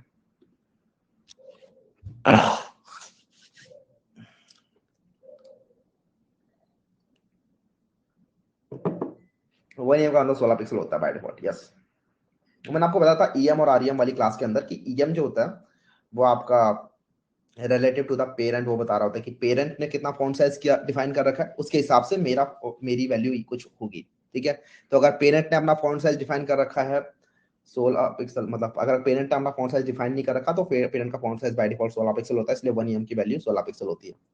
पेरेंट ने अगर अपना फॉन्ट साइज डिफाइन कर रखा है 20 पिक्सल तो 1 EM की वैल्यू 20 पिक्सल हो जाएगी बाय डिफॉल्ट। तो यहाँ पर 2 EM है, तो 2 EM का मतलब है 32 पिक्सल। ठीक है, क्योंकि 1 EM का मतलब है 16 पिक्सल, क्योंकि पेरेंट ने अपना टेक्स्ट साइज डिफाइन नहीं कर रखा है। लेकिन सपोज करो कि जो पेरेंट है, पेरेंट क्या है? हमारे H1 और P का पेरेंट है बॉडी। सपोज करो हमारी इस बॉडी ने text size font size define कर रखा है, font size of let's say 16 pixel by default होता है। मैं यहाँ पे डाल देता हूँ लेट्स से 32 पिक्सल। तो अब क्या होगा, सबका फॉन्ट यहाँ पे बड़ा हो गया, हेडर भी बड़ा हो गया, पैराग्राफ भी बड़ा हो गया। आप लोग हेडर कैसे बड़ा हो गया?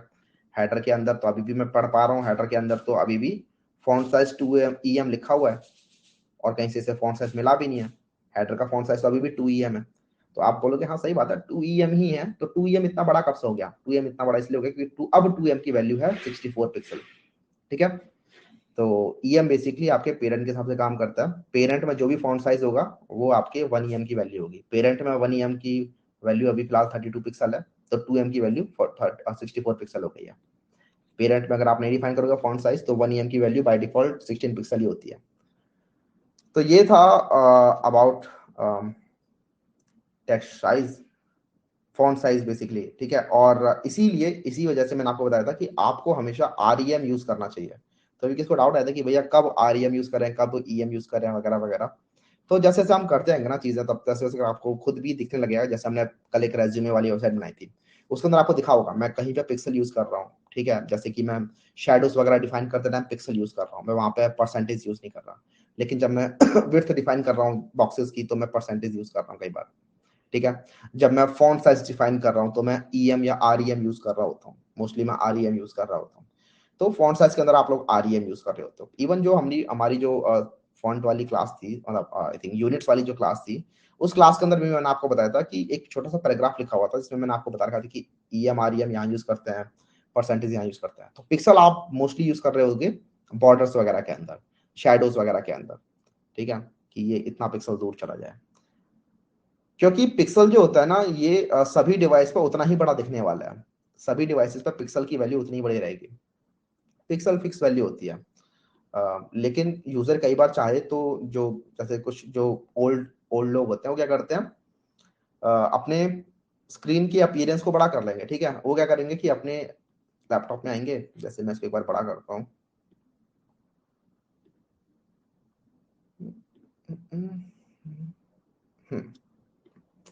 वो आएंगे यहाँ पर इसकी सेटिंग्स में, यहाँ से क्रोम की सेटिंग्स खोलेंगे यहाँ से, और उसके बाद इसके अंदर अपीयरेंस में जाके फॉन्ट साइज को यहाँ से बड़ा कर लेंगे वो, ठीक है, वेरी लार्ज कर लेंगे, सपोज करो वेरी लार्ज करते क्या होगा, आप देखोगे यहाँ पर ये सारे सारे फॉन्ट जो है वो बड़े हो जाएंगे उनके लिए, तो ये उनके लिए फॉन्ट अब बड़े हो जाएंगे। लेकिन अगर आप लोगों ने अपने फॉन्ट साइजेस को लिखा हुआ है पिक्सल के अंदर, तो आपके फॉन्ट साइजेस उनके लिए बड़े नहीं होंगे, आपके फॉन्ट साइजेस उनके लिए भी अभी भी छोटे ही होंगे। बात समझ में आ रही है, क्योंकि पिक्सल एक फिक्स्ड वैल्यू होती है, तो इसीलिए हम हमेशा यूज करते हैं आरईएम का, because REM changes according to this appearance.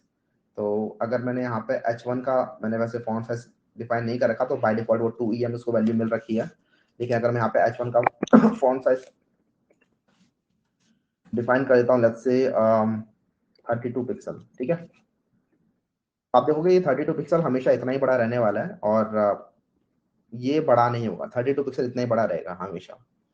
तो अगर भले यूजर ने अपना फॉन्ट साइज बड़ा कर दिया, लेकिन तब भी उसको ये इतना ही बड़ा हेडर दिखने वाला है, ठीक है, यूजर ने बड़ा कर रखा था फॉन्ट साइज, ठीक है, यूजर ने अपीयरेंस को बड़ा कर रखा था, और पहले था ये 2em, तो 2em उसी हिसाब से फॉन्ट को बड़ा कर चुका था, पहले पहले ये ऐसा दिख रहा था बड़ा उस यूजर को, लेकिन हमने बोला नहीं पिक्सल में दिखाएंगे, तो पिक्सल तो भाई बाय डिफॉल्ट मतलब स्टैटिक वैल्यू दिखा रहा होता है। तो आपको समझ में आ रहा होगा कि हमें टेक्स्ट वगैरह के अंदर कभी भी पिक्सल का यूज नहीं करना चाहिए, in text we should always use REM only, ठीक है, और टेक्स्ट वगैरह के अंदर हमें आरईएम यूज करना चाहिए। फॉन्ट साइज आप लोगों को समझ में आ गया होगा कि ये ठीक है, फॉन्ट साइज एक प्रॉपर्टी होती है जिसकी हेल्प से आप लोग फॉन्ट साइज को चेंज कर सकते हो। Next up we have font weight, यहाँ पे मैंने लिखा हुआ है we can use pixel, EM, REM, percentage, VW, सब कुछ यूज कर सकते हैं, बिकॉज ये तो एक यूनिट की प्रॉपर्टी है, तो इसकी जो वैल्यूज होंगी इस तरह से यूनिट्स में काम करती हैं, and these all are the values for units जो हम ऑलरेडी पढ़ चुके हैं, बट आरईएम आप हमेशा यूज करोगे। End of discussion. Font weight, the font weight property specifies the weight of a font. तो आप बाय डिफॉल्ट जैसे आपने देखा होगा, ये जो हमारा H1 है ये थोड़ा सा बोल्ड हमें दिख रहा है, राइट, तो ये इसलिए हमें बोल्ड दिख रहा है क्योंकि इसका कुछ फॉन्ट वेट मिल रखा है इसको। अगर आप यहाँ पर इंस्पेक्ट करोगे से, तो आप देखोगे अपने H1 के अंदर, ये हमारा H1 है,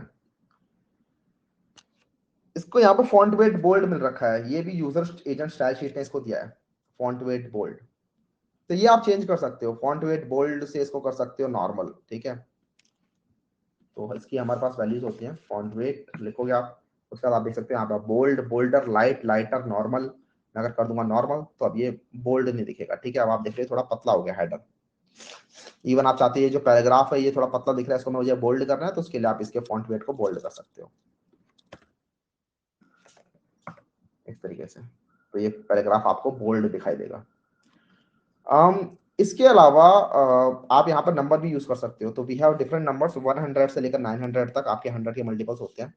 वी कैन राइट 100, तो 100 से एकदम लाइट फॉन्ट होता है, 200, 300, 400, 400 पे आपका नॉर्मल फॉन्ट होता है, 500, 600, 600 पर थोड़ा ज्यादा बोल्ड होता है, एंड देन 900 पर एकदम खतरनाक वाला हैवी बोल्ड हो जाता है। तो 100 इज लाइट, तो ये आपका जो फॉन्ट है लाइट है, वहीं पे अगर आप यहाँ पे यूज करोगे लेट्स से 900, तो ये बोल्ड हो जाएगा, ठीक है, इस तरीके से। ये नंबर भी आप लोग यूज कर सकते हो, लेकिन मोस्टली आप लोग बोल्ड, बोल्डर ये यूज कर रहे होते सो दैट हर जगह कंसिस्टेंट रहे आपका फॉन्ट वेट। तो उसके बाद आपको वो नंबर याद करने की जरूरत नहीं है, आप बस याद रखोगे कि मैं यहाँ पे बोल्ड दे रहा हूँ, मैं यहाँ पे नॉर्मल दे रहा हूँ, ये एंड सो ऑन। तो this was font weight property, and then next up ये फॉन्ट फैमिली, और ये बहुत ज्यादा यूज कर रहे होते हो आप, ठीक है, फॉन्ट फैमिली, इससे आपकी वेबसाइट एकदम से चेंज होती है। फॉन्ट फैमिली से बेसिकली आप लोग अपनी फॉन्ट के अंदर जो यूज नहीं करते हम डिफरेंट डिफरेंट आके फॉन्ट्स, वो आप लोग लगा रहे होते हो। तो font family, basic font family का मतलब यह है कि आप एक साथ पूरी की पूरी फॉन्ट की फैमिली डिफाइन कर सकते हो कि क्या क्या फॉन्ट्स इसमें आ सकते हैं। तो we have different different values, serif, sans serif, monospace and so on. तो हम जो यूज कर रहे होते हैं बाय डिफॉल्ट हम सेरिफ यूज कर रहे होते हैं, ठीक है। तो फॉन्ट फैमिली हम यहाँ पे यूज कर रहे होते हैं सेरिफ, और ये ना ब्राउजर्स में डिफाइंड है सेरिफ, ठीक है। ये फॉन्ट फैमिली सेरिफ डिफाइंड है, सैंस सेरिफ डिफाइंड है, अभी मैं और भी आपको बताऊंगा वैल्यूज, ये सारी ब्राउजर्स में ऑलरेडी डिफाइंड है। तो ये हमारा ये सेरिफ बाय डिफॉल्ट होता है। मैं लिखता हूँ यहाँ पे सैंस सेरिफ, तो आपको फर्क पता चलेगा सेरिफ और सैंस सेरिफ के अंदर। मैंने आप लिखा सैंस सेरिफ, तो आप देखोगे ये दिस इज अ हेडर ऐसा दिख रहा है, और इसमें आप फर्क देख रहे होगे। अगर आप देखो इस टी को दिस के अंदर और इस वाले टी को देखो आप, तो आप देख रहे होगे कि ऊपर वाले टी के अंदर ऐसे नीचे की साइड में वो चीजें नहीं आ रखी, ठीक है। तो कुछ कहते हैं इंग्लिश में, मैं बोल रहा हूँ, लेकिन ये टिप्स नहीं आ रखे यहाँ पे, जो भी टिप्स है ना टी के इधर। तो ये होता है आपका serif and this is your sans serif. अब ये तो फॉन्ट फैमिली है, राइट। सैंस सेरिफ और सेरिफ ये सब फॉन्ट फैमिली है। Even we have different other font families like monospace. ये भी आपके ब्राउजर के अंदर ही डिफाइंड है, सभी ब्राउजर्स को मिली रखी होती है आजकल, ठीक है। तो ये आपका मोनोस्पेस हो गया, जिसके अंदर हर एक लेटर को इक्वल अमाउंट ऑफ स्पेस मिल रहा है। तो टी को भी उतना स्पेस मिल रहा है जितना आई को मिल रहा है। कई बार क्या होता है कि दूसरे फॉन्ट्स के अंदर आई जो कि छोटा लेटर होता है उसको कम स्पेस देते हैं, और जैसे डब्ल्यू जो कि एक बड़ा लेटर है उसको ज्यादा बड़ा स्पेस देते हैं। जैसे यहाँ पर देखोगे आई को सिर्फ इतना सा स्पेस मिला हुआ है, वहीं पर क्यू को काफी बड़ा स्पेस मिला हुआ है। लेकिन मोनोस्पेस के अंदर ऐसा नहीं होता। मोनोस्पेस का मतलब ये है कि equal amount of space for every letter. उसके बाद we have apart from monospace we have other values as well. मैं यहाँ पे अगर लिखूंगा फॉन्ट फैमिली, तो आप यहाँ पढ़ सकते हो वी हैव वर्डाना, कर्सिव, एक फैंटेसी भी होता है, ठीक है। तो ये सब हम यहाँ पे यूज कर सकते हैं। ये थोड़ा कर्सिव हमें दिख रहा है इस तरीके से, लेकिन मोस्टली हम इसको यूज नहीं कर रहे होते। मोस्टली हम क्या करते हैं गूगल फॉन्ट्स का यूज कर रहे होते हैं।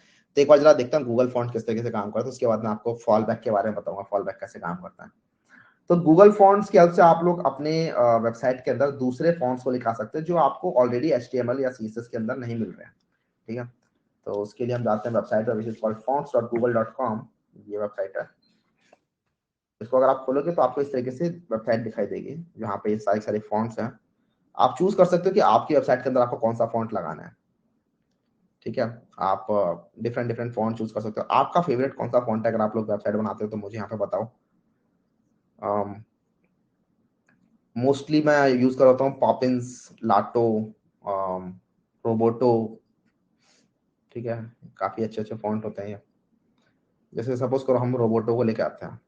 अगर आपको ये रोबोटो फॉन्ट चाहिए अपनी वेबसाइट के अंदर, तो आपको क्या करना है, इस रोबोटो फॉन्ट में आओ, इसको पहले रिमूव करो। इस रोबोटो फॉन्ट में आओ और फिर यहाँ पर नीचे आओ और आप देख लो कि आपकी वेबसाइट के अंदर आपको किस किस विड्थ के फॉन्ट चाहिए, ठीक है। क्योंकि जरूरी नहीं है आप एक ही फॉन्ट को यूज करोगे इसके अंदर। आप हो सकता है थिन यूज करोगे जिसका फॉन्ट वेट 100 है। आप हो सकता है लाइट यूज करोगे जिसका फॉन्ट वेट 300 है। तो आप देख लोगे कि आपकी वेबसाइट के अंदर किस किस की जरूरत है। फॉर एग्जांपल मुझे लगता है कि मुझे जरूरत पड़ेगी इस ब्लैक की जिसका फॉन्ट वेट 900 है। उसके बाद मुझे जरूरत पड़ेगी इस मीडियम की जिसका फॉन्ट वेट 500 है। तो मैंने ये दो चूज कर लिए, सेलेक्ट कर लिए, और ये दो मेरे यहाँ पर आ गए हैं। उसके बाद अब मेरे पास दो तरीके हैं, दो ऑप्शन है अपने इस फॉन्ट को डालने के। पहला तरीका है बाय यूजिंग लिंक, ठीक है। तो by using this link I can also add this in my style sheet, ठीक है। तो मैं क्या करूंगा, इस लिंक को करूंगा कॉपी। सॉरी, स्टाइल शीट बनी, ये हमारा सीधा HTML के अंदर जाएगा। तो इसको हम HTML के हेड में डाल सकते हैं। तो मैं यहाँ पे आऊंगा और HTML के हेड में यहाँ पे मैं इसको डाल दूंगा, ठीक है। तो ये यहाँ पर 3 लाइनें डल जाएंगी। ब्यूटीफाई कर देते हैं। तो ये 3 लाइनें यहाँ पे डल जाएंगी विच आर दीज 3 लाइन्स, और इससे वो हमारा जो फॉन्ट था हमारा अब इस वेबसाइट के अंदर आ जाएगा। और उसके बाद अगर आपको ये यूज करना है तो आप यहाँ पर ये फॉन्ट फैमिली डिफाइन कर रहे होते हैं, ठीक है। इसको हम करेंगे कॉपी और इस फॉन्ट फैमिली को हम डाल देंगे अपनी बॉडी के अंदर। यूजुअली आप बॉडी के अंदर ही डाल देते हो सो दैट पूरी वेबसाइट के अंदर कंसिस्टेंसी रहे फॉन्ट फैमिली के अंदर। लेकिन आप डेफिनेटली H1 को अलग फॉन्ट, H2 को अलग फॉन्ट दे सकते हो, आपके ऊपर डिपेंड करता है। तो अब हम देखेंगे, ये मैं यहाँ से फॉन्ट फैमिली हटा देता हूँ कि हमारा जो हेडर है, हमारी वेबसाइट ऐसे दिख रही है, ठीक है। तो ये थोड़ा बेटर फॉन्ट है, और हमने यहाँ पर फॉन्ट वेट 900 डिफाइन करके इसलिए 900 वाला फॉन्ट चूज कर लिया इन्होंने। लेकिन अगेन हम यहाँ पर चाहें तो 500 लिख सकते हैं, तो क्योंकि हम 500 वाला लेके आए हैं इसीलिए हमें ये लाइट वाला भी दिख रहा है, बेसिकली मीडियम वाला भी दिख रहा है। अगर हम लाइट वाला लेके आए होते तो हमें लाइट भी दिख रहा होता है यहाँ पर। तो this was one of the way, यहाँ पर आपको याद होगा, लेकिन दो वेज थी। एक तो ये वे थी जिसके अंदर हम हेड के अंदर ये लिंक डाल रहे होते हैं, पूरा का पूरा कॉपी पेस्ट कर रहे होते हैं। एक भी होती है कि आप सीएसएस के अंदर डाल सकते हो अपने, ठीक है। तो सीएसएस के अंदर आप ये बीच वाला पार्ट लेके आओगे, स्टाइल को नहीं, ये बस ये बीच वाला पार्ट @import वाली लाइन को लेके आओगे, कॉपी करोगे और उसको अपने सीएसएस के अंदर सबसे ऊपर डिफाइन कर दोगे इस तरीके से। तो ये @import करके ये जो यूआरएल है, ये इसके अंदर से जो भी रिसोर्स होगा इसको इंपोर्ट करके आपकी वेबसाइट के अंदर लेके आ जाएगा, और उसके बाद आपकी सीएसएस के अंदर आप इसे यूज कर सकते हैं इस तरीके से, ठीक है, जैसे आप नॉर्मली यूज कर रहे थे। तो आप अपने इसमें से हटा सकते हैं उसको, ऐसे कमेंट कर देता हूँ। तो अब ये हमारे हेड में से हट गया, लेकिन अभी हमारे style.css में आ गया। And this is the recommended practice कि आप लोग अपने स्टाइल के अंदर इंपोर्ट करके लेके आओ, बिकॉज स्टाइलिंग का सारा काम सीएसएस का होना चाहिए, एचटीएमएल का काम स्टाइलिंग नहीं होना चाहिए, ठीक है। तो अभी भी ये काम करेगा, अभी भी आपकी वेबसाइट ऐसे काम करेगी। तो ये आपका फॉन्ट था, गूगल फॉन्ट, जिसकी हेल्प से आप लोग डिफरेंट डिफरेंट आपके फॉन्ट्स को लेके आ सकते हो अपनी वेबसाइट के अंदर और अपनी वेबसाइट को सुंदर बना सकते हो। और एक बहुत अच्छा एक्सटेंशन में यूज करता हूँ पता लगाने के लिए कि किसी वेबसाइट के अंदर कौन कौन से फॉन्ट्स यूज हो रहे हैं। फॉर एग्जांपल हम ओपन करते हैं, लेट्स से ये ओपन करते हैं, ठीक है। स्टैक ओवरफ्लो मैंने ओपन किया, मुझे पता लगाना है स्टैक ओवरफ्लो के अंदर कौन कौन से फॉन्ट्स यूज हो रहे हैं। तो I have this extension that I use, which is this. तो मुझे यहाँ पता चल जाता है कि ये एप्पल सिस्टम यूआई और ये सब फॉन्ट यूज कर रहा है। इसके अलावा कलर्स कौन कौन से यूज कर रहे हैं, तो ये वाले कलर्स सारे सारे ये यूज कर रहे हैं। इसके अलावा इस वेबसाइट के अंदर जो भी एसेट्स हैं वो मुझे मिल जाते हैं, यहाँ से सीधा मैं इनको डाउनलोड कर सकता हूँ। फोन का नाम है, क्या नाम था इसका नाम भूल रहा हूँ, CSS पीपर, राइट, CSS पीपर नाम है इसका, जिससे आप किसी वेबसाइट के अंदर CSS बना सकते हो। और बहुत सारे होते हैं यार ये इस टाइप के फोन, आप नेट पर सर्च करोगे ना, डेव टूल्स कहते हैं इनको, तो नेट पर सर्च करोगे तो बहुत सारे आपको मिलेंगे कि different different Chrome extensions for developers, तो ये वन ऑफ देम है। और इससे आप लोग बता सकते हो कि हेडिंग्स के अंदर किस टाइप का फॉन्ट यूज हुआ है और बॉडी में किस टाइप का फॉन्ट यूज हुआ है। तो अगर आपको कभी वैसा ही फॉन्ट अपनी वेबसाइट के अंदर चाहिए तो आपको सर्च करने की जरूरत नहीं है, सीधा बस क्लिक करो एंड देन, और ये वाला जो फॉन्ट है ये आप अपना गूगल फॉन्ट से उठा के ले आओ, ठीक है, और आपको मिल जाएगा। अब यहाँ पे एक चीज और नोटिस कर रहे होगे, अच्छा हाँ, इसमें ये इंस्पेक्टर भी है जिससे कि आप अलग अलग चीजों को इंस्पेक्ट भी कर सकते हो कि अलग अलग चीजों के अंदर कितना इसके अंदर मार्जिन है एंड सो ऑन। ठीक है, इसको बंद करते हैं।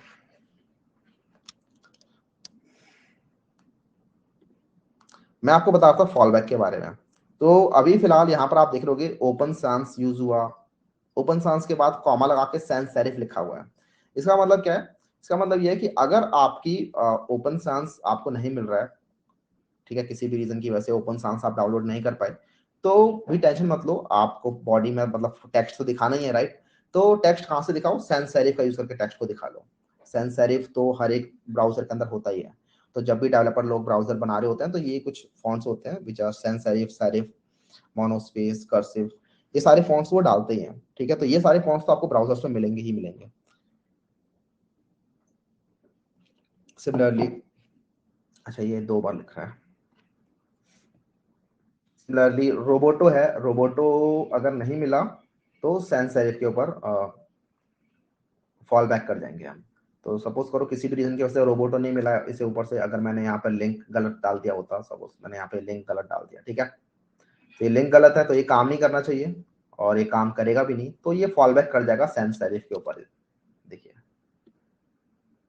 ठीक है। ये अब सैंस सेरिफ के ऊपर फॉल कर गया, और अगर हम इसको वापस ठीक कर देंगे तो अब ये रोबोटो पे आ जाएगा वापस। वैसे रोबोटो और सैंस सेरिफ एक जैसे ही होता है तो ज्यादा फर्क पता नहीं चला होगा। मैं यहाँ पे इसे कर देता हूँ मोनोस्पेस, लेकिन समझ में आ रहा होगा कि ये क्या डिफरेंस है इन दोनों में, ठीक है। अब ये देखो ये पूरा का पूरा बॉडी के अंदर आपका मोनोस्पेस फॉन्ट हो गया, राइट, पूरा का पूरा बॉडी में मोनोस्पेस फॉन्ट हो गया। वहीं पे अगर मैं वापस इसे ठीक कर दूं तो अब ये रोबोटो फॉन्ट ही होगा, मोनोस्पेस नहीं होगा। तो ये आपका फॉलबैक होता है, और आप जितने मर्जी फॉलबैक्स बना सकते हो कि रोबोटो नहीं मिला तो मोनोस्पेस पे फॉलबैक कर जाओ, या फिर मोनोस्पेस भी नहीं मिला तो सैंस सेरिफ पे फॉल कर जाओ एंड सो ऑन। तो ये पूरा चलेगा कि रोबोटो नहीं मिला ठीक है, मोनोस्पेस भी नहीं मिला ठीक है, सैंस सेरिफ है। इसके बाद अगला क्या है हमारा, font style. Font style basically आप टेक्स्ट को इटैलिक करने के लिए ज्यादातर यूज कर रहे होते हो, और ज्यादा इसके अंदर वैल्यू होती ही नहीं है। इसके अंदर एक नॉर्मल होती है जिससे कि नॉर्मल आपका फॉन्ट दिखता है, वी हैव इटैलिक जिससे कि इटैलिक दिखता है, and then we have oblique जिससे कि आपका the text is leaning. Oblique is very similar to italic but less supported. ठीक है, तो इटैलिसाइज या ओब्लिक करके आप अपने फॉन्ट को बेसिकली टेढ़ा कर पाते हो। तो अगर मैं चाहता हूँ कि ये जो मेरा हेडर है या फिर पैराग्राफ के अंदर फॉन्ट स्टाइल मैं अगर कर दूंगा इटैलिक, तो ये बेसिकली इटैलिसाइज हो जाएगा, सारा फॉन्ट मेरा इटैलिसाइज हो गया इस तरीके से। And that concludes our fonts as well. ठीक है, तो फॉन्ट्स के अंदर हमने क्या क्या देखा, फॉन्ट साइज देखा, हमने बताया फॉन्ट साइज के अंदर हम लोग आरईएम यूनिट को ज्यादा यूज कर रहे होते हैं। फॉन्ट वेट देखा, जिससे आप लोग फॉन्ट की जो थिकनेस है वो छोटा बड़ा कर सकते हो। फॉन्ट फैमिली की हेल्प से आप लोग पूरा का पूरा फॉन्ट डिफाइन कर सकते हो। Then we have font style. Font family के अंदर हमने गूगल फॉन्ट्स को भी देखा। If you do not want any of the standard font in HTML, you can use Google Font. Google Font are free to use and have more than 1000 fonts to choose from. So you can use one of them. तो इस तरीके से हमारा ये font भी यहाँ पर cover हो गया है, and that concludes our session for text and fonts. CSS बीपर नहीं है, CSS पीपर है भैया। नेस्टेड फ्लैग्स एग्जांपल से बता दो प्लीज। लास्ट क्लास के अंदर जब हम रेज्यूमे बना रहे थे तो हमने उसके अंदर नेस्टेड फ्लैग्स देखा था, मैं आपको दिखाता हूँ। जैसे कि इवन इसके अंदर भी आप लोग नेस्टेड फ्लैग्स बना सकते हो कि ये एक बड़ा कंटेनर है फ्लैग्स, और इसके अंदर ये जो छोटे छोटे बॉक्सेस है ना, even these can be flags, और जिसके अंदर आप ऐसे रो वाइज चीजों को भर रहे हो। ठीक है, इधर भी इवन यहाँ भी आप लोग इनको फ्लैक्स आइटम बना सकते थे। जैसे इसके अंदर अगर आप देखो तो क्या कर सकते हैं हम कि ये पूरा का पूरा एक बड़ा कंटेनर है फ्लैक्स का, और इसके अंदर मैंने ये जो मेरे चिल्ड्रन है ये इनको मैंने फ्लैक्स बना दिया, जिसके अंदर लेफ्ट साइड में ये वाली चीज है और राइट साइड में ये पूरी की पूरी चीज है, हेडर और सब हेडर। तो इस तरीके से आप लोग नेस्टिंग कर रहे हो। तो इवन हमने जो रेज्यूमे बनाया था उसके अंदर मैंने बार बार नेस्टिंग ही की थी। मैं आपको दिखाता हूँ किस तरीके से नेस्टिंग हुई थी, अगर आपको दिखाना था उस क्लास में।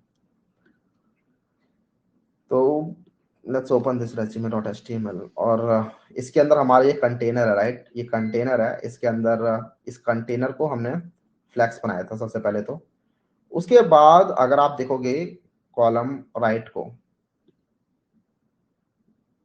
कॉलम को अगर आप देखोगे तो इस राइट कॉलम को भी हमने फ्लैक्स बनाया हुआ है। तो ये कंटेनर भी फ्लैक्स है और राइट कॉलम भी फ्लैक्स है। तो नेस्टिंग वगैरह को ये मत देखो कि पेरेंट है फिर उस पेरेंट के ऊपर वाला पेरेंट भी फ्लैक्स रखा है, नहीं। आपने एक चीज को एक चीज को फ्लैक्स बनाया, उसके बाद उसके हिसाब से आपने काम किया, उसके बाद भूल जाओ पेरेंट को कि ये कभी फ्लैक्स था। अगर आप चिल्ड्रन को फ्लैक्स बना रहे हो तो फिर चिल्ड्रन को फ्लैक्स बना के उसके चिल्ड्रन के साथ काम करो। ऊपर के पेरेंट को भूल जाओ कि वो फ्लैक्स था या क्या था। ठीक है, क्योंकि चिल्ड्रन का फ्लैक्स पेरेंट के फ्लैक्स को परेशान नहीं करता है। चिल्ड्रन का फ्लैक्स अपने हिसाब से काम करेगा, पेरेंट का फ्लैक्स अपने हिसाब से काम करेगा। तो ये वाला एग्जांपल आप लोग देख सकते हो। इवन जो आपको असाइनमेंट दिया है उसके अंदर भी आप लोग नेस्टिंग ही कर रहे हो फ्लैक्स के। Box shadow discuss. Box shadow एक बार देखते हैं, गुड पॉइंट। तो एक सेकंड,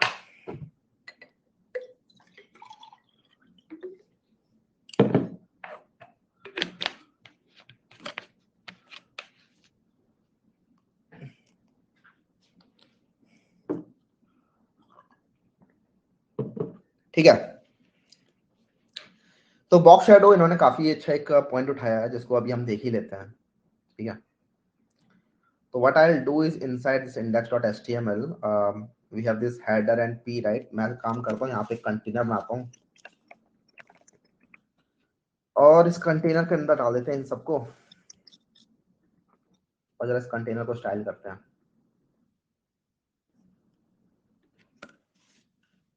डॉट कंटेनर। तो बहुत ज्यादा फैंसी नहीं, बस मेरे को बॉक्स शैडो आपको दिखानी है। तो मैं क्या करूंगा कि इसको विड्थ दे दूंगा ऑफ लेट्स से 80%। इसको मैं मार्जिन दे दूंगा हर साइड से लेट्स से 60 पिक्सल या 50 पिक्सल। उसके बाद इसको पैडिंग दे देते हैं थोड़ी सी, लेट्स से 40 पिक्सल। उसके बाद इसका जो बॉडी है इसको हम बैकग्राउंड कर देते हैं कुछ, लेट्स से व्हाइट, और इसको बैकग्राउंड कर देते हैं व्हाइट। उसके बाद इसको बॉर्डर रेडियस देते हैं लेट्स से 8 पिक्सल। ये कुछ ऐसा सा दिखेगा हमें, ठीक है। अभी इसके अंदर कोई शेडो नहीं आ रही, इसके अंदर से जो पैराग्राफ था उस पैराग्राफ को हम थोड़ा छोटा कर देते हैं। तो ये हमें कुछ ऐसा सा दिख रहा है। आप चाहते हो कि यहाँ पर थोड़ी सी शेडो वगैरह आए, बॉक्स शेडो आए, तो बॉक्स शेडो के अंदर आप किसी भी बॉक्स के अराउंड शेडो लगा सकते हो। मैं यहाँ इस कंटेनर के अराउंड शेडो लगाने वाला हूँ, लेकिन this goes for any kind of box, ठीक है। तो मैं इस कंटेनर में आऊंगा और यहाँ पे लिखूंगा बॉक्स शेडो।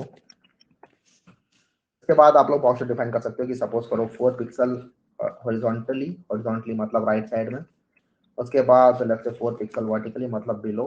उसके बाद let's say blur radius 4 pixel का ही, तो ब्लर भी 4 पिक्सल हो जाएगी। And then let's define the colour, तो लेट्स से #CCC। तो आप देखोगे कि ये एक यहाँ पर बॉक्स शेडो आ रही है, थोड़ा सा ये ऊपर दिख रहा है, बहुत अच्छे से तो नहीं दिख रहा है ये, ठीक है, क्योंकि ये काफी ज्यादा ब्लर रेडियस मैंने कर दिया इसका। Let's make this 1 pixel. अब आपको ये दिखेगा कि यहाँ पर हाँ ये है, थोड़ा सा दूर है ये। तो इस तरीके से हमने एक बॉक्स शेडो डिफाइन की, but obviously you can define different different box shadows और उसको थोड़ा और फंकी बना सकते हो। कि आपने एक बॉक्स शेडो डिफाइन कर दिया राइट और बॉटम के लिए, एक और बॉक्स शेडो डिफाइन कर दो इसी के अंदर ही, जो कि टॉप और लेफ्ट के लिए होगी। तो टॉप और लेफ्ट अगर जाना है तो आप लिखोगे एक बॉक्स शेडो जो कि लेफ्ट में -4 पिक्सल जाएगी, तो -4 पिक्सल। टॉप में जाएगी -4 पिक्सल, और 1 पिक्सल का इसका भी कर देते हैं, और इसका जो कलर है वो डिफाइन कर देते हैं पर्पल। तो ये देखो, ये बॉक्स शेडो इस तरीके से बन गई, पर्पल इधर से और नीचे से ये है। तो ये इस तरीके से एक फंकी टाइप का बॉर्डर बन गया हमारा, जो कि कई काफी वेबसाइट में देखा भी है मैंने यूज होते हुए। आई थिंक कौन सी वेबसाइट है, कोडिंग की कोई वेबसाइट है, उन्होंने पूरा वेबसाइट का थीम ही ऐसा बना रखा है। तो ये होता है आपका बॉक्स शेडो, ठीक है, जिसकी आप इस तरीके से बॉक्स शेडो डिफाइन कर सकते हो। इसके अंदर एक और वैल्यू हम डिफाइन कर सकते हैं, which is the spread radius। तो यहाँ पे मैं लिख सकता हूँ लेट्स से 10 पिक्सल वर्क। ये जो स्प्रेड है ये कितना स्प्रेड होगा, तो ये जो आपका ब्लैक वाला जो पीछे जो सबसे पहला बॉर्डर था वो मैंने ज्यादा स्प्रेड करा दिया, इसीलिए यहाँ पर जो ग्रे वाला है वो आपको ज्यादा स्प्रेड होकर दिख रहा है, ठीक है, क्योंकि इसका मैंने स्प्रेड रेडियस 10 पिक्सल डिफाइन कर दिया है। और इसका भी मैं 10 पिक्सल डिफाइन कर देता हूँ स्प्रेड। तो ये वाली जो वैल्यू है इसके अंदर, चौथी वैल्यू जो होती है वो आपका स्प्रेड डिफाइन करती है कि आपको कितना स्प्रेड कराना है इसको। तो हम इसको ज्यादा स्प्रेड करना चाहते हैं इस तरीके से, ठीक है। तो बहुत ज्यादा में स्प्रेड हो गई है ये बॉक्स शेडो। इसके अंदर 4 वैल्यूज होती हैं कि शेडो को कितने में स्प्रेड कराना है। सबसे पहली होती है आपको हॉरिजॉन्टली कितना दूर ले जाना है, वर्टिकली कितना दूर ले आना है, ब्लर का रेडियस कितना रखना है, मतलब कितना ज्यादा ब्लर करना है उसको, उसको स्प्रेड कितना करना है ब्लर को, उसके बाद उसका कलर क्या रखना है आपको ब्लर का, बॉक्स शेडो का। तो ये आपकी बॉक्स शेडो होती है। सीएसएस के अंदर वेरिएबल और कैल्सी बता दो, ये सब आएगा आपका जब हम पढ़ रहे होंगे ट्रांसफॉर्म और ट्रांजिशन। धीरे धीरे करके चलते हैं यार, ठीक है, क्योंकि छोटी छोटी वैल्यूज बहुत सारी हैं, लेकिन मैं सबको एक साथ नहीं ले सकता, ठीक है। छोटी छोटी चीजें बहुत सारी है, मतलब ऑब्वियसली वेरिएबल बहुत बड़ी चीज नहीं है, जल्दी से पढ़ सकते हैं। धीरे धीरे चलता है। इवन मेरा भी दिमाग खराब हो रहा था जब मैं रेज्यूमे डॉट एचटीएमएल मतलब रेज्यूमे बना रहा था, और एक ही कलर को मुझे बार बार लिखना पड़ रहा था। मन कर रहा था वेरिएबल बना देता है, लेकिन वेरिएबल पढ़ाया नहीं था मैंने, तो वेरिएबल बताया भी नहीं मैंने। लेकिन हम ये सब कर लेंगे, ठीक है, वेरिएबल कैलसी और ये सब चीजें। Believe in the process, believe in the process, ठीक है। ऑलराइट, एक्सप्लेन रिलेटिव और एब्सोल्यूट। रिलेटिव और एब्सोल्यूट, चलो एक बार रिलेटिव एब्सोल्यूट बताता हूँ मैं आपको। तो सपोज करो ये जो हमारा कंटेनर है और ये जो हेडर है, मैं चाहता हूँ ये जो हेडर है मेरा इस कंटेनर से ऊपर चला जाए, ठीक है। इस हेडर को मैं इस कंटेनर के अंदर यहाँ पे लेके आना चाहता हूँ, या फिर कहीं भी लेके जाना चाहता हूँ, मैं इसको नीचे बीच में लेके जाना चाहता हूँ। तो मैं इस हेडर को इस कंटेनर के रिलेटिवली कहीं भी लेके जा सकता हूँ, लेकिन उसके लिए मुझे इसको इसके मेन फ्लो से बाहर निकालना पड़ेगा, क्योंकि अभी ये हमारे HTML के फ्लो में चल रहा है। ठीक है, तो ये बात समझना इंपॉर्टेंट है, जिनको रिलेटिव एब्सोल्यूट समझ में नहीं आएगा। तो आप चाहते हैं कि जो चिल्ड्रन है ये आपके पेरेंट से पेरेंट के अंदर कहीं भी आप इनको लेके जा सको लेकिन वो ऐसे ही आप नहीं ले सकते, क्योंकि अभी इनका फ्लो जो है वो स्टैटिक फ्लो है। स्टैटिक फ्लो एज इन जो आपका नॉर्मल बेसिक आपका HTML में फ्लो मिलता है। आप चाहते हो कि नहीं ये ऐसे काम ना करे, ये हम इसको कहीं और ले आ सकें, तो उसके लिए आप इसको डिफाइन कर देते हो पोजीशन को। तो आप आओगे अपने इस H1 के अंदर, इसको बंद करते हैं, और यहाँ पे डिफाइन करोगे कुछ चीज विच इज पोजीशन रिलेटिव। ये पोजीशन रिलेटिव लिखने से क्या हुआ, अब ये जो H2 है आपके नॉर्मल फ्लो से बाहर निकल चुका है, और अब आप इसको कहीं भी लेके जा सकते हो। फॉर एग्जांपल मैं इसको बॉटम से 10 पिक्सल ऊपर ले आना चाहता हूँ, बस लोड दिस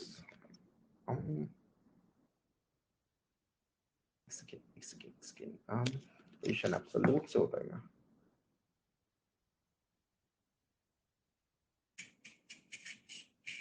मैं किसके अंदर लिख रहा हूँ ये सब कुछ, H2 कहाँ से आया इसके अंदर, मैं किसी और चीज इसके अंदर काम कर रहा हूँ क्या? किसी और CSS में लगा पड़ा हूँ। इसको बंद करते हैं, मॉडिफाइड हो गई है।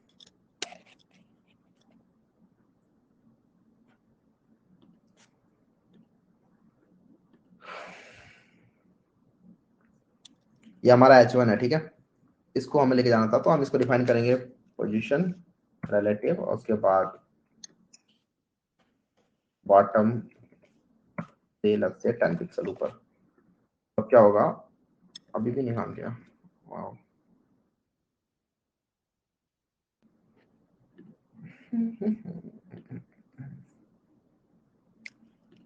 एब्सोल्यूट तो एब्सोल्युटली काम करेगी। कंटेनर को अगर मैं पोजीशन रिलेटिव करूंगा,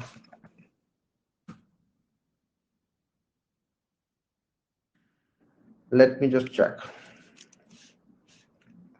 तो ठीक है, एक बार वापस से एब्सोल्यूट रिलेटिव करता हूँ। मैं आपको एक चीज और बताना चाहता हूँ।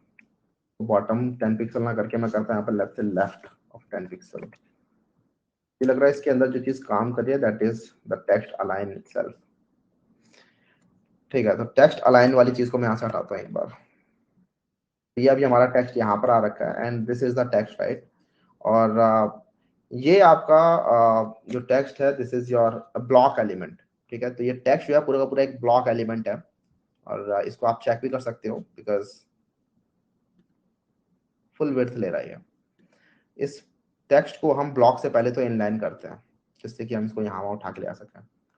तो इसको मैं इनलाइन करने के लिए करूँगा डिस्प्ले इनलाइन ब्लॉक, इनलाइन भी कर सकते हो आप। तो हमारा ये जो टेक्स्ट है ये अब हमारा सिर्फ इतना सा छोटा सा टेक्स्ट रहेगा। ठीक है, ये इतनी ही विड्थ ले रहा है जितना इसके अंदर कंटेंट है।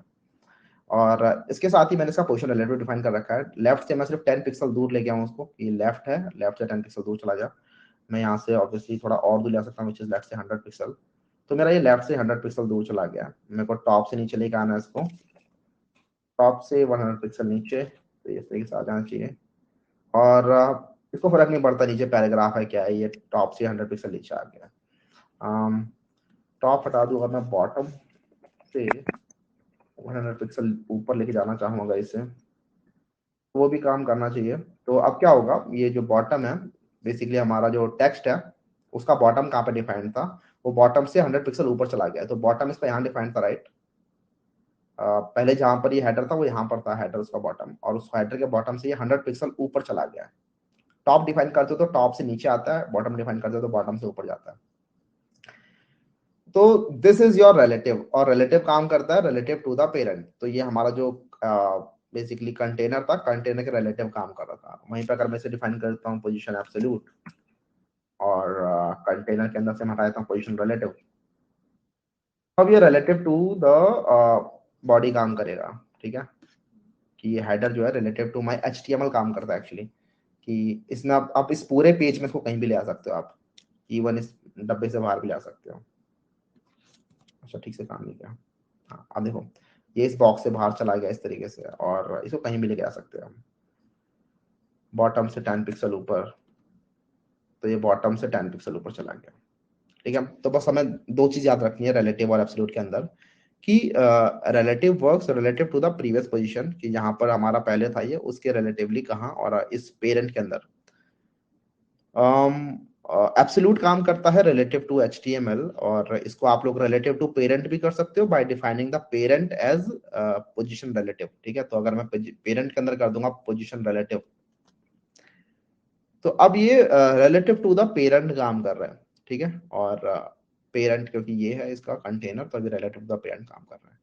तो दो चीज समझनी है, रिलेटिव करोगे तो आप relative to the previous position काम कर रहे होगे, वहीं पर रिलेटिव टू हेडर करोगे, एब्सोल्यूट करोगे तो रिलेटिव टू एचटीएमएल काम करोगे, अनलेस आपको कोई ऐसा पेरेंट मिल जाए जिसका पोजीशन रिलेटिव है, एंड देन आप उस पेरेंट के रिलेटिव भी काम कर रहे हो। तो ये था, बाकी ये मैंने अच्छे से समझाया भी था हमारी रिलेटिव वाली क्लास के अंदर।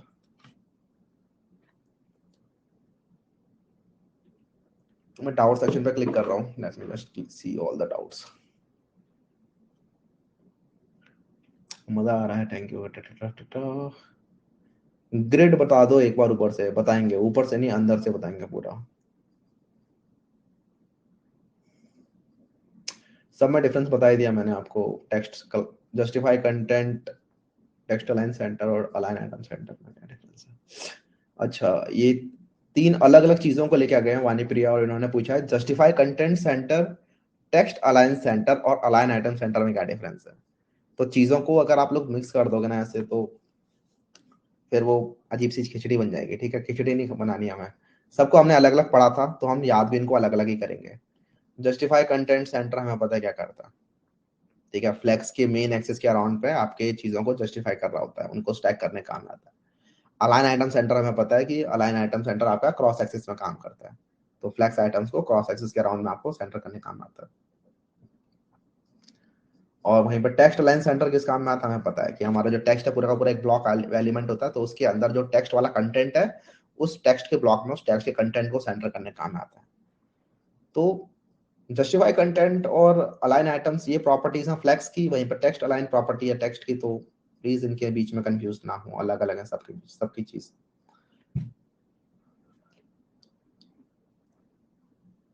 हाँ, क्या देख रहे हैं तो कोर्स आपकी यूट्यूब की डीएससी का क्यों हो जाएगा, डीएससी वर्कशॉप करना है,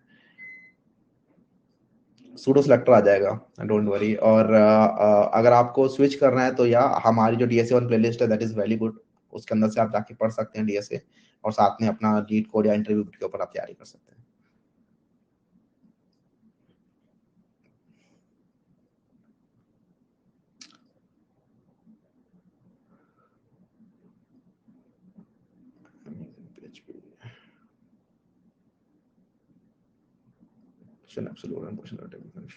रिलेटिव एब्सोल्यूट में आप कंफ्यूजन नहीं होगी, रिएक्ट हार्ड है क्या, नहीं हार्ड नहीं है। क्लास सेलेक्टर हमें पता है, डॉट करके लिखता है तो वो क्लास सेलेक्टर होता है, this is all class selector. ठीक है, एंड देन ये पूछ रहे कॉम्बिनेशन सेलेक्टर क्या होता है, तो कॉम्बिनेशन मतलब आप जब दो चीजें एक साथ लिख रहे होते हो, कंटेनर के अंदर अगर आपको किसी चीज को पॉइंट करना है तो आप लिखते हो कंटेनर एंड देन उसके अंदर h1, दैट इज कॉम्बिनेशन। ये जो आपने रेज्यूमे आया था उसमें लेफ्ट कॉलम और राइट कॉलम को एक्सप्लेन कीजिए प्लीज। ठीक है तो अगर वो रेज्यूमे वाली चीज लोगों के ऊपर से गई थी, तो मैं एक चीज यहाँ पर लिखता हूँ, एक दूसरा प्रोजेक्ट बनाते हैं यहाँ पे। ठीक है, उसके लिए मैं एक नई क्लास में नया फोल्डर बनाता हूँ, और मैं एक दूसरी चीज समझाने का ट्राई करता हूँ, which is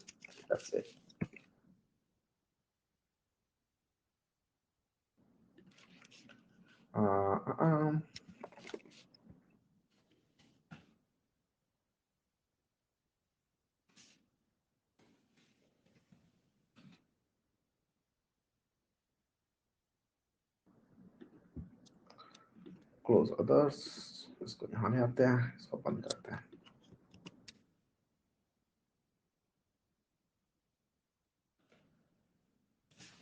doubts, link CSS, तो मैं यहाँ पर ना कुछ कंटेनर बना के डिप्स बनाता हूँ। ठीक है, तो कंटेनर और उसके बाद मैं कुछ डिप्स बनाऊंगा, लेट्स से तो यहाँ पे जो मैंने आपको लेआउट दिया था ना, वो लेआउट मैं आपको समझाता हूँ किस तरीके से लेआउट्स बन सकते हैं हमारे। तो एक लेआउट होगा हमारा हेडर। वैसे तो हेडर को डिव बनाने से अच्छा हम हेडर का सेक्शन बना रहे होते हैं, मतलब हेडर का सिमेंटिक टैग यूज कर रहे होते हैं, बट यहाँ पर समझने के लिए हम बस डिव्स के साथ काम करते हैं। हेडर, उसके बाद बनाते हैं let's say nav, sorry div nav बनाते हैं। उसके बाद let's say left, right, right के अंदर let's say right top, right bottom, इस तरीके से है। And then we have let's say footer. ठीक है, तो मैंने यहाँ पर सिमेंटिक टैग का यूज ना करके डिव टैग का यूज करके आपको मैं बताना चाहता हूँ किस तरीके से हम लेआउट्स बना रहे होंगे। और इन सभी को आप लोग एक क्लास दे सकते हो विच इज ऑफ बॉक्स, या फिर मैं कुछ सभी के सभी डिव्स के अंदर वो डाल दूंगा एक साथ प्रॉपर्टी। जितने भी मेरे डिव्स हैं इनके अंदर बॉर्डर आ जाएगा ऑफ 2 पिक्सल सॉलिड ग्रीन। इसके साथ ही मैं यहाँ पर बॉक्स साइजिंग को कर दूंगा बॉर्डर बॉक्स। और अब जरा उस लेआउट को रिक्रिएट करने का ट्राई करते हैं। ओपन विद लाइव सर्वर, अभी सबके सब आपस में चिपक रखे हैं। ठीक है, अभी फिलहाल सारे सारे ऐसे हो रखे हैं, धीरे धीरे करके ये शेप ले जाएंगे। तो एक काम करता हूँ, मैं इनको बाहर निकालता हूँ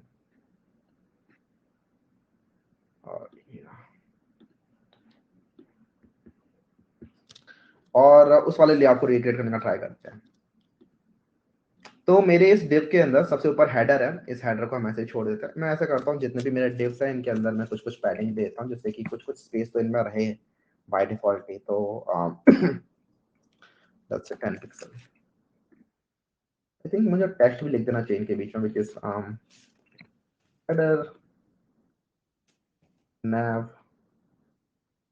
left right top bottom footer।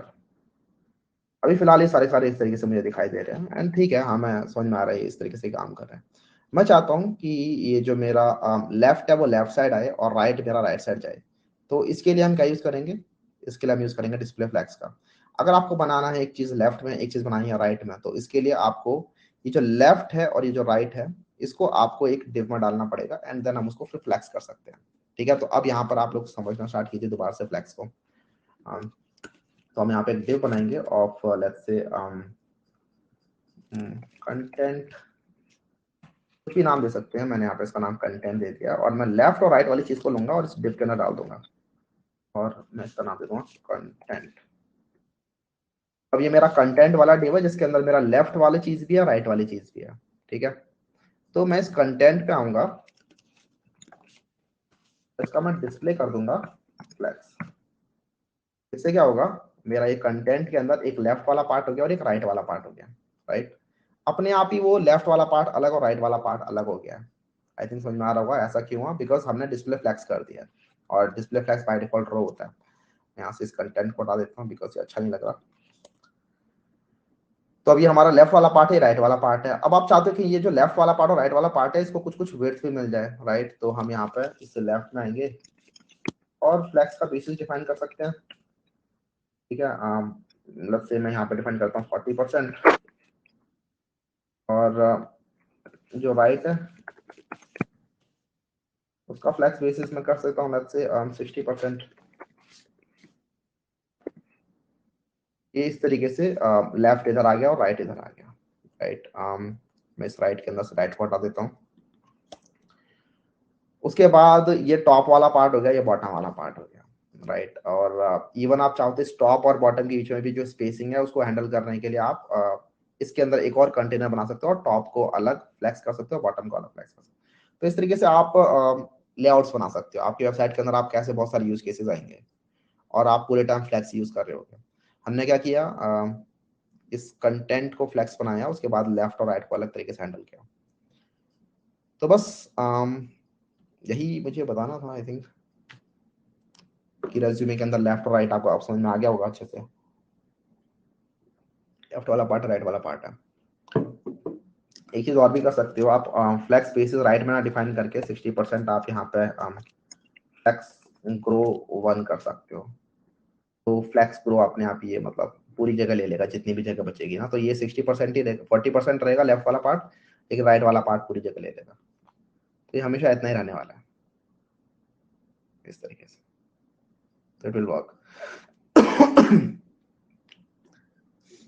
और ज्यादा कुछ लिखना ही नहीं पड़ा मुझे, बस कंटेंट डिस्प्ले फ्लैग्स और डिस्प्ले फ्लैग्स बेसिस। तो फ्लैग्स की जो प्रॉपर्टीज है ना यार, उनको थोड़ा अच्छे से समझो, पढ़ो, और उनको यूज कर करके डिफरेंट डिफरेंट लेआउट्स बनाने का ट्राई करो, और आप देखोगे आप बहुत ही इजीली वो लेआउट्स बना पा रहे हो। बहुत मुश्किल नहीं है फ्लैक्स, बस थोड़ा सा टाइम लगे।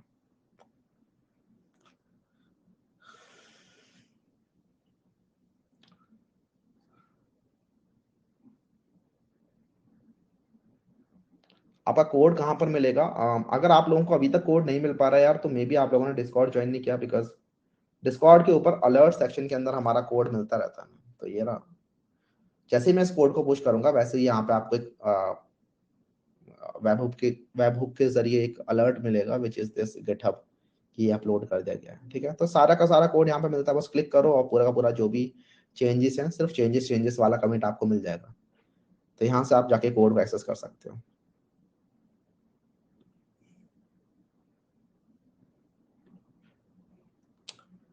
इसके बाद क्या है? एक काम करता हूँ, late me just stop the sharing, और बस देखते हैं यहाँ पे आप लोगों के डाउट। बटन में कौन सा फॉन्ट फैमिली यूज करते हैं? कोई सा भी फॉन्ट फैमिली यूज कर सकते हो, मतलब कोई रिस्ट्रिक्शन नहीं है। अगर आपको बटन को ज्यादा स्टाइलिश बनाना है, फंकी बनाना है, तो उसमें अलग फॉन्ट फैमिली यूज कर लोगे। टेक्स्ट इंडेंट क्या है? रिपीट, तो बेसिकली हर एक टेक्स्ट की जो पहली लाइन होती है उसको आप लोग लेफ्ट में ज्यादा आगे ले आ सकते हो, that is text indent.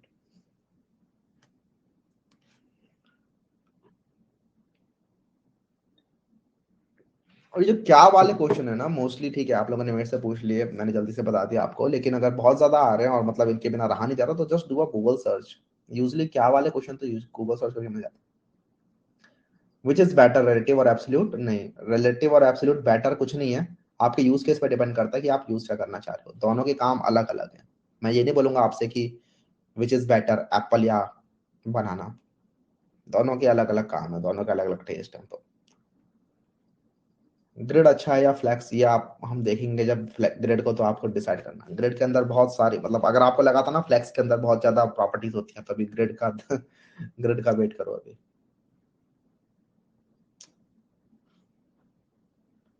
Left right वाला समझ में आ गया होगा विकास वर्मा आपको, आई थिंक। भैया what is the standard unit use to width and height? कोई स्टैंडर्ड यूनिट नहीं है यार। Again there is no such standard unit. मैं कभी परसेंटेज यूज कर लूंगा, मैं कभी व्यू विड्थ यूज कर लूंगा, मैं कभी पिक्सल यूज कर लूंगा, और एज अ डेवलपर आप भी देखोगे आप यही कुछ कर रहे होगे। तो ज्यादा कंफ्यूज ना होके, मतलब ऐसी छोटी छोटी चीजों में कंफ्यूज मत हो। ठीक है, आपका जो जिस तरीके से काम चल रहा है आप वैसे यूज करो। आपको लग रहा है कि यार मुझे ये छोटा बड़ा करना है, विड्थ की व्यू पोर्ट के हिसाब से छोटा बड़ा करना है, तो आपने अलग उसके अंदर परसेंटेज डिफाइन कर दिया। आप चाहते हो कि नहीं छोटा बड़ा हो व्यू पोर्ट, लेकिन मेरा जो विड्थ है वो फिक्स रहनी चाहिए, तो आप पिक्सल डिफाइन करोगे। As simple as that. तो ये आपके ऊपर ही डिपेंड करता है।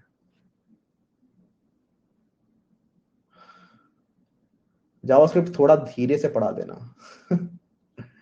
धीरे से पढ़ा देना, okay. I have a doubt that in this course we learn only front end things. In back end we learn only 1 week Mongo, no only database. Um, we learn only front end things. In back end we learn only 1 week Mongo. ऐसा नहीं है। um,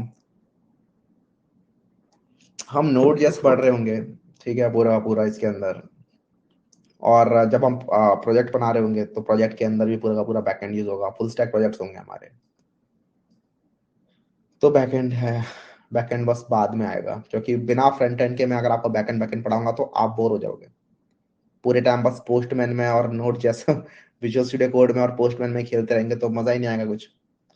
तो front end के साथ back and करते हैं तो थोड़ा इंटरेस्टिंग भी लगता है कि हाँ यहाँ पर ऐसे यूज होता है वो। भैया कल वाले में से एक बनाकर दिखा दो। काफी लोगों ने यार बना दिया है कल वाले में से ना काफी कुछ, और आई थिंक बहुत ज्यादा मुश्किल कुछ भी नहीं है।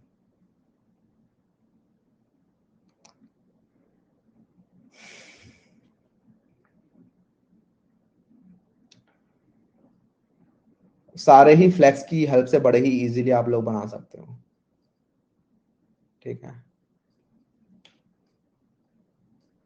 भैया 20-25 असाइनमेंट दे दो आज। अम, मैं आज तो असाइनमेंट लेके नहीं आया, लेकिन मैं एक काम करूंगा कि मैं असाइनमेंट देता हूँ आपको। ठीक है, मैंने वैसे 3 असाइनमेंट इसलिए दिए थे कि 3 नहीं 4 लास्ट क्लास में 4 हो जाए, लेकिन अगर आप लोग इतनी जल्दी जल्दी असाइनमेंट कर ले रहे हो तो फिर मेरे को बहुत सारे ला के लेने पड़ ढूंढ के ला के देने पड़ेंगे आपको। क्योंकि अब हमने इतना सीएसएस पढ़ लिया कि अब हम चीजें बना सकते हैं आराम से, राइट। एंड देन सीएसएस में एक चीज और भी होती है कि इट इज अबाउट एक्सप्लोरिंग। तो इवन जो जो चीजें नहीं भी पढ़ी है वो चीजें भी आप एक्सप्लोर कर करके बना सकते हो।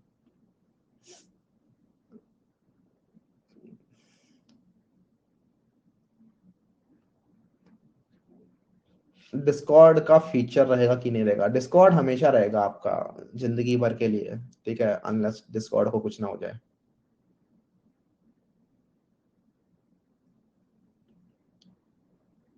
हाँ, ये 4% पे अटका रहेगा।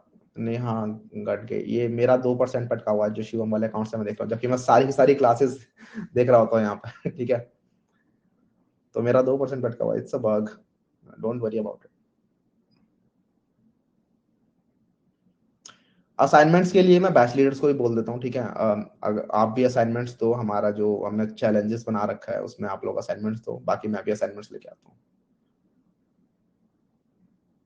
भैया नेस्टेड फ्लैग्स प्रोजेक्ट मेक करिए असाइनमेंट का। यार नेस्टेड फ्लैग्स के अंदर डरने वाली कोई बात नहीं है। एक सेकंड में काम करता हूँ। हमारी लास्ट क्लास का है, this is the last class, right. मैं आप आपको समझाता हूँ किस तरीके से नेस्टेड फ्लैक्सिंग काम करेगी। एक सेकंड, पहले मुझे स्क्रीन शेयरिंग ऑन करनी होगी।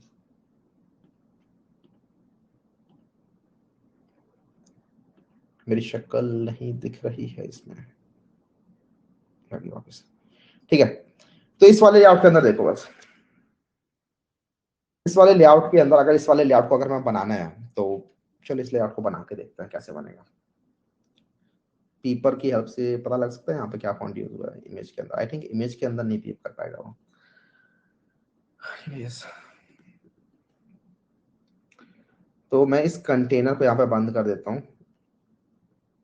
या फिर दूसरा बनाया जाए। इस कंटेनर को यहाँ पे बंद कर देते हैं, इवन इस सीएसएस को भी यहाँ पे बंद कर देते हैं, और एक नए सिरे से स्टार्ट करते हैं। सबसे पहले हमारा कंटेनर होगा। इस कंटेनर के अंदर जो हमारा जो एक बॉक्स है उस बॉक्स को पकड़ते हैं। तो एक बॉक्स होगा, इस बॉक्स के अंदर एक लेफ्ट साइड में आइकन है, तो एक इसमें आइकन होगा। आइकन के लिए हम यूज करेंगे आई का, तो सिंपल आई ही लिख देते हैं, फर्क नहीं पड़ता। यहाँ पे हम फॉन्ट ऑसम पे आइकन वाले लिंक को लेके आ सकते हैं, जो कि मेरे पास ऑलरेडी लिंक है। फॉन्ट ऑसम सब यूज कर पा रहे होंगे आई थिंक, आई होप। बस फॉन्ट ऑसम का आपको अकाउंट क्रिएट करना है और उसके बाद आपको ये लिंक मिल जाएगा। भले ही मेरा भी ये वाला लिंक लिख सकते हो, फर्क नहीं पड़ता मुझे। बाकी आप अपना खुद का भी लिंक यूज कर सकते हो। आ, आ, आ, तो ये लिंक लिया हमने, यहाँ पे कॉपी कर दिया। उसके बाद हम यहाँ पे वो आइकन्स वगैरह भी लेके आ पाएंगे। तो एक हो जाएगा हमारा आई टैग, और उसके बाद राइट साइड में हमारा एक होगा प्लस से का नाम दे देते हैं हम कुछ इन्फो। इस इन्फो के अंदर एक हमारी H3 है, और H3 के अलावा भी है एक पैराग्राफ। और ये वाले जो बॉक्सेस हैं ये 4 बार रिपीट कर रहे होंगे। ठीक है, तो द लेटेस्ट एंड ग्रेटेस्ट,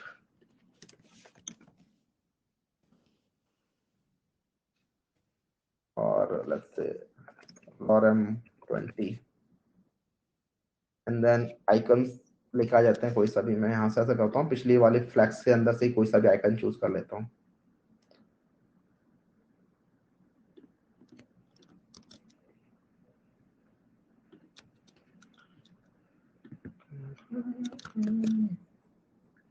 ठीक है, तो अब हमारा काम बच गया, HTML तो हमारा हो गया, अब हम देखते हैं CSS कैसे काम करेगी। तो we have container and then inside that container we have boxes. तो इस चीज को मैं करता हूँ कॉपी एंड पेस्ट। सबसे पहले मैंने स्टार के अंदर बॉक्स साइजिंग को बॉटम बॉक्स कर लिया, ये मैं हमेशा यूजुअली करूंगा ही। कंटेनर के अंदर आए और डिस्प्ले कर दिया फ्लैग्स। इससे क्या होगा, मेरे जितने भी इसके अंदर बॉक्सेस होंगे ये सारे फ्लैक्स करेंगे, एक लाइन में आने का ट्राई करेंगे। ठीक है, तो सारे सारे एक लाइन में आ जाएंगे ऐसे। लेकिन मैं चाहता हूँ कि जो विड्थ है वो 50-50% रहे, तो मैं सारे सारे बॉक्सेस के अंदर आऊंगा और इनका जो फ्लैक्स बेसिस है वो कर दूंगा 50%। 50% करने से ये 50% ऑफ द विड्थ ले रहे होंगे बस। और फिर क्या है, ये आइकन और ये जो बॉक्स है, इस बॉक्स को भी हम बना लेंगे फ्लैग्स। ठीक है, डिस्प्ले फ्लैग्स। तो आप देख रहे हो पेरेंट भी फ्लैक्स है और बॉक्स भी फ्लैक्स है। बॉक्स को क्यों फ्लैक्स कर दिया भैया, क्योंकि मैं चाहता हूँ इमेज लेफ्ट साइड दिखे और राइट साइड में ये चीज दिखे।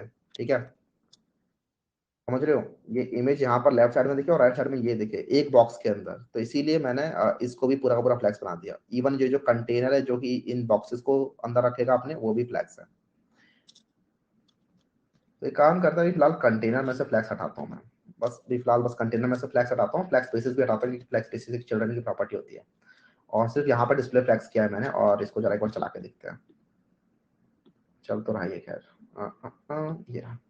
तो ये इस तरीके से हमें दिखाई दे रहा है, और ये इमेज ऊपर है और यहाँ पर ये सब है। ये मार्जिन वगैरह इसके अंदर बाय डिफॉल्ट आ रहा है, ये सब हम हटा देते हैं। तो मार्जिन 0, पैडिंग 0, ये आपस में इस तरीके से चिपक गए हैं।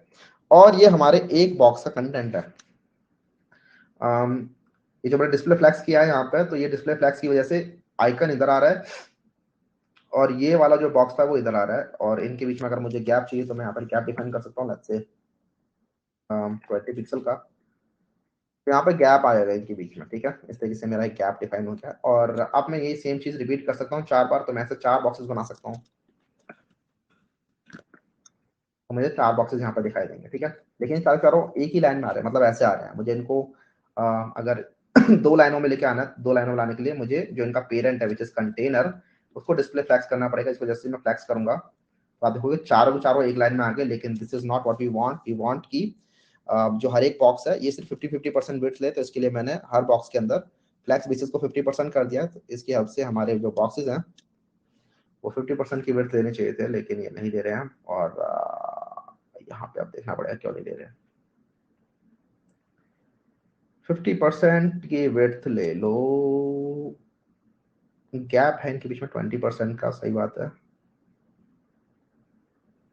और फ्लैक्स रैप ऑफ रैप, ठीक है। तो इन्होंने ले तो ली थी लेकिन हमने इनको रैप नहीं किया था। तो अब ये रैप कर पा रहे हैं इतनी सी जगह में, और अब इनकी जो वेट है वो 50-50% है। और या that's how you do it. इसके बाद हमें बस कुछ नहीं करना थोड़ा बहुत काम है बेसिकली, जैसे कि अगर आप चाहते हो कि ये कंटेनर सेंटर में आ जाए तो उसके लिए कंटेनर को विड्थ दे दोगे। आपकी कंटेनर की विड्थ हो जाएगी लग से 80%। और उसके बाद कंटेनर का जो मार्जिन है वो आप कर दोगे ऑटो। ठीक है, ऑटो फ्रॉम लेफ्ट राइट, लेकिन टॉप और बॉटम से लेफ्ट से कर देते हैं 40 पिक्सल। ये इस तरीके से आ गए हमारे। और उसके बाद हमें बस इनको कलर वगैरह देखना है इनका, राइट।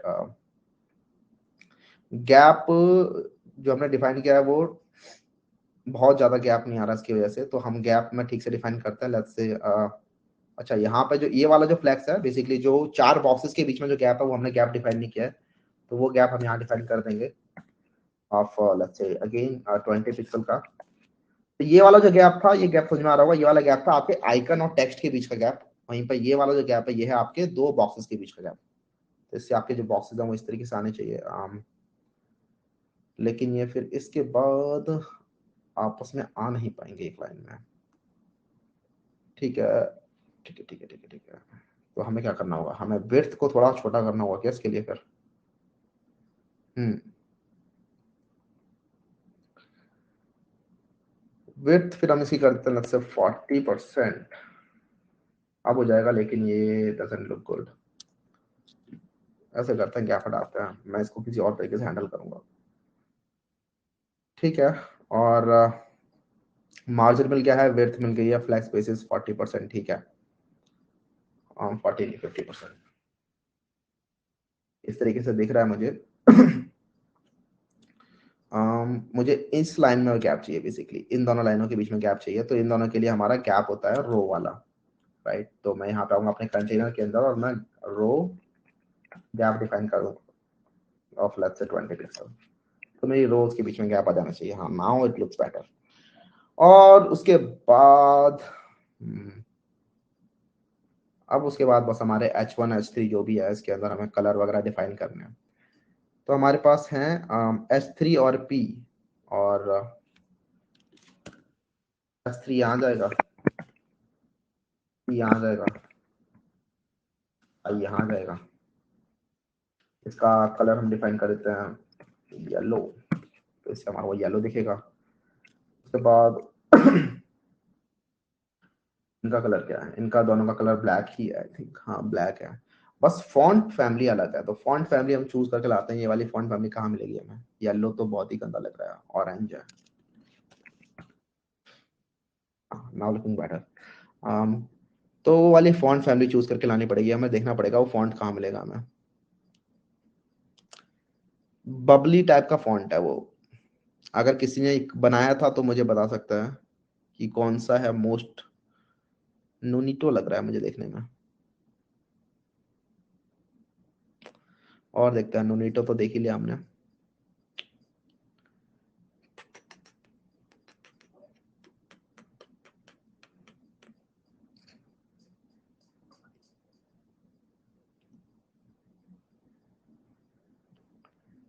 ये है एक वेलेरा राउंड, इसी को पकड़ लेते हैं और रिमूव ऑल। और वेलेरा राउंड के अंदर से फॉन्ट को चूज करते हैं हम। एक ही फॉन्ट है इसके अंदर, रेगुलर वाला ही। इसको हम करते हैं इंपोर्ट। कॉपी किया, लेट्स इंपोर्ट दिस हियर। उसके बाद हमारी पूरी की पूरी बॉडी में डाल देते हैं इसको। फॉन्ट फैमिली ऑफ, यहाँ से कॉपी करेंगे इसको, वेलेरा sans serif। तो ये हमारा फॉन्ट जो है चेंज हो जाएगा और अब ये ऐसा ऐसा दिखाई देगा। लेकिन हमारे जो नीचे पैराग्राफ है ये बहुत ही छोटा है, और इवन जो हेडिंग है वो भी छोटी है। और साथ में मैंने इसको बड़ा कर रखा है क्या? अच्छा, मैंने इसकी अपीयरेंस बड़ी कर रखी है। Let me change the appearance back to medium, जिससे कि एकदम फटे ना इस तरीके से। ठीक है। और अब ये जो पैराग्राफ है इसकी हम थोड़ा छोटा करेंगे इन सबको। ठीक है, S3 उन सबको छोटा करेंगे। तो फॉन्ट साइज हम डिफाइन कर देते हैं, let's say 1.1 REM। Let's see, ठीक है, थोड़ा छोटा हो गया। और पैराग्राफ का फॉन्ट साइज होता है बाय डिफॉल्ट 1 REM, तो डिफाइन करता हूं 0.8 REM। Let's see how it goes. और छोटा करते हैं इसको 0.8 REM से 0.7 REM। ठीक है। और उसके बाद ये जो, एक सेकेंड, पैराग्राफ ठीक है, लेकिन मैं चाहता हूँ कि ये पैराग्राफ के नीचे या फिर पैराग्राफ के ऊपर मार्जिन आ जाए। ठीक है, तो इनके बीच में मार्जिन लाने के लिए मैं पैराग्राफ के ऊपर मार्जिन डाल सकता हूँ, राइट। तो ये जो मेरा पैराग्राफ है, margin top of let's say 8 pixel. हाँ, यहाँ पे मार्जिन आ गया। और मेरे जो आइकन्स हैं उनको मैं बड़ा कर सकता हूँ। तो मैं यहाँ पे लिख सकता हूँ font size let's say 1.5 REM। ये आइकन बड़ा कैसे होता है? फॉन्ट साइज से नहीं होता।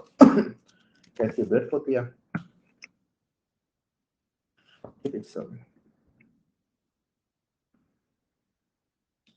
फॉन्ट ऑसम छोटा बड़ा कैसे होता है? Font awesome I size, sizing icons.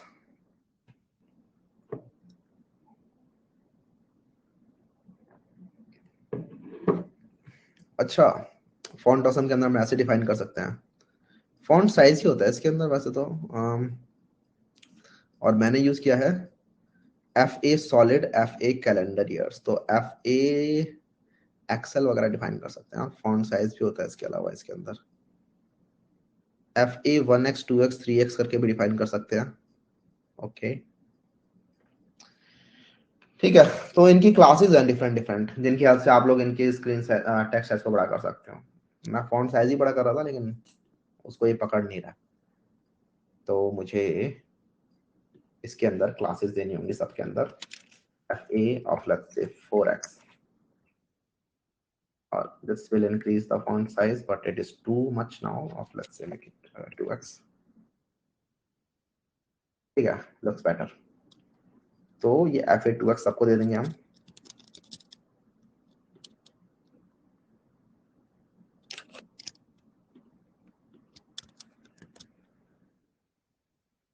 तो यहाँ पे सारे सारे बड़े हो गए हैं एंड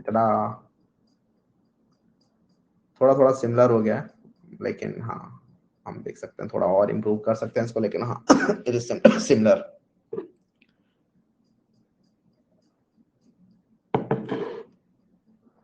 ठीक है, तो आइकन्स वगैरह चेंज कर लोगे तो ये कुछ कुछ वैसा बन जाएगा, और टेक्स्ट को थोड़ा छोटा कर लोगे। और आई थिंक मैंने यहाँ पे आप लोगों के लिए थोड़ा बस टेक्स्ट को स्पेसिंग ज्यादा दे रखी है, लेकिन अगर मैं छोटा करूंगा तो ये उसी के जैसा बन जाएगा। आइकन चेंज करने हैं और बॉक्सेस वगैरह को ठीक करना है।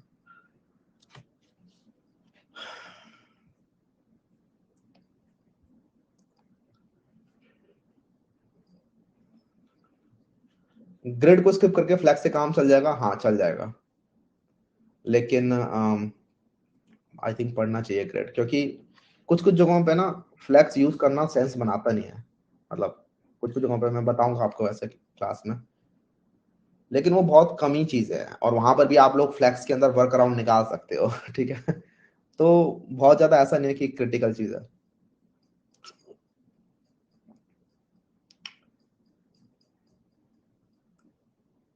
भैया बटन में फ्लैक्स के सकते हैं क्या? हाँ हाँ, कहीं भी फ्लैक्स कहीं भी डालो भाई, कहीं भी डालो फ्लैक्स, ठीक है। सपोज करो मैं यहाँ पे एक बटन बनाता हूँ, तो मैं आऊंगा यहाँ पे, कंटेनर्स के अंदर ही रहते हैं लेकिन इन बॉक्सेस के बाहर निकलता हूँ मैं, या फिर कंटेनर से भी बाहर निकल जाते हैं। 10 में का बटन है, और इस बटन के अंदर आप एक डिव डाल दोगे which is let's say button content, और फिर यहाँ पे आप एक आइकन डालना चाहते हो मे बी इस तरीके से, और इसके साथ डालना चाहते हो क्लिक मी ऐसे करके, तो ये आपको बटन दिखाई दे रहा है, लेकिन ठीक है आई थिंक, लेकिन यहाँ पर भी आप इस डिव के अंदर आपको समझ में आ रहा होगा, इस डिव को आप बटन कंटेंट है क्योंकि ये डिव है, तो इसको भी आप फ्लैक्स बना सकते हो। ठीक है, इवन इस बटन को भी अगर आप फ्लैक्स बनाओगे तो भी काम चल जाएगा, कोई दिक्कत नहीं होगी। आई थिंक कोई दिक्कत नहीं होगी, let me check. Let's make a div, another div of check, hello there। अभी एक के नीचे एक आ रहे हैं, लेकिन if I make this button as a flex it should work.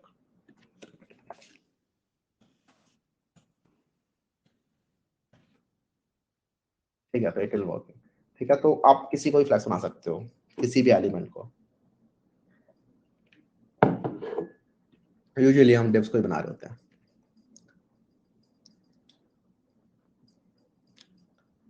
Way navigation बनाना कब सीखेंगे? नेविगेशन बार बनाया तो था यार हमने, मैं नेविगेशन बार का असाइनमेंट दे दूंगा, आप लोग बना लोगे आराम से नेविगेशन बार आराम से बना सकते हैं आप बाय यूजिंग CSS, और अभी तक जितना भी हमने सीखा है फ्लैक्स के अंदर जो भी प्रॉपर्टीज हमने सीखे हैं आप इजीली बना सकते हैं नेविगेशन बार। ये रहा नेविगेशन बार, राइट। ये नेविगेशन बार हम आराम से बना सकते हैं इस टाइप का। क्या है इसके अंदर मैं बताता हूँ। ये एक कंटेंट है फ्लैक्स का, एक फ्लैक्स का एक आइटम है इसका राइट साइड का मार्जिन ऑटो कर रखा है, इसलिए ये लेफ्ट साइड में एकदम घुस चुका है इधर, और राइट साइड में बाकी सारे आइटम दूर हो रखे हैं। बाकी ये सारे आइटम है फॉन्ट आइकन, ये सारे आइटम राइट साइड में आ रखे हैं। और ये जो आइटम्स है इनके अंदर, इधर ये आइकन है, किसी किसी में टेक्स्ट लिखा हुआ है, और सभी आइटम्स के ऊपर जब हवर करते हैं तो इनका बैकग्राउंड ऐसा होता है. It's not very difficult to make. सारे फ्लैक्स यूज करो हर जगह, भर दो फ्लैक्स से पूरा का पूरा अपने पेज को, क्योंकि यूज कर सकते हैं फ्लैक्स को आप आराम से.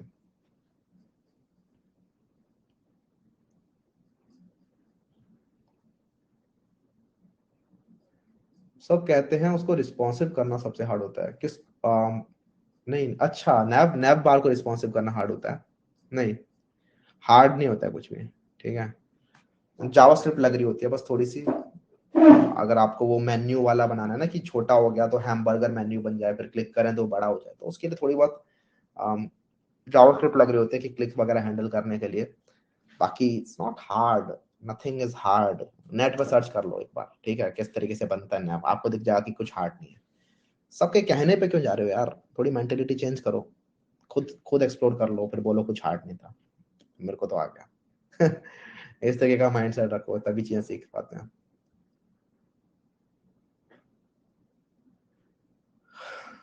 ठीक है, आई थिंक अब ज्यादा डाउट्स है नहीं और सेम ही डाउट आए जा रहे हैं बार बार. इसके अलावा जो भी डाउट्स हैं आप लोगों के, वो मेरे से आप लोग डिस्कॉर्ड में पूछ सकते हैं और मैं आपकी हेल्प करने का ट्राई करूंगा. And with that will close this today's lecture. Alright then.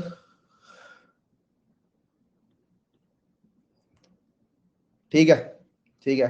I think सारे डाउट्स क्लियर होंगे. And then text and fonts की जो पीडीएफ है ये आप लोगों को हमारे नोट्स के अंदर मिल जाएगी. Alright then, good night, bye bye, take care.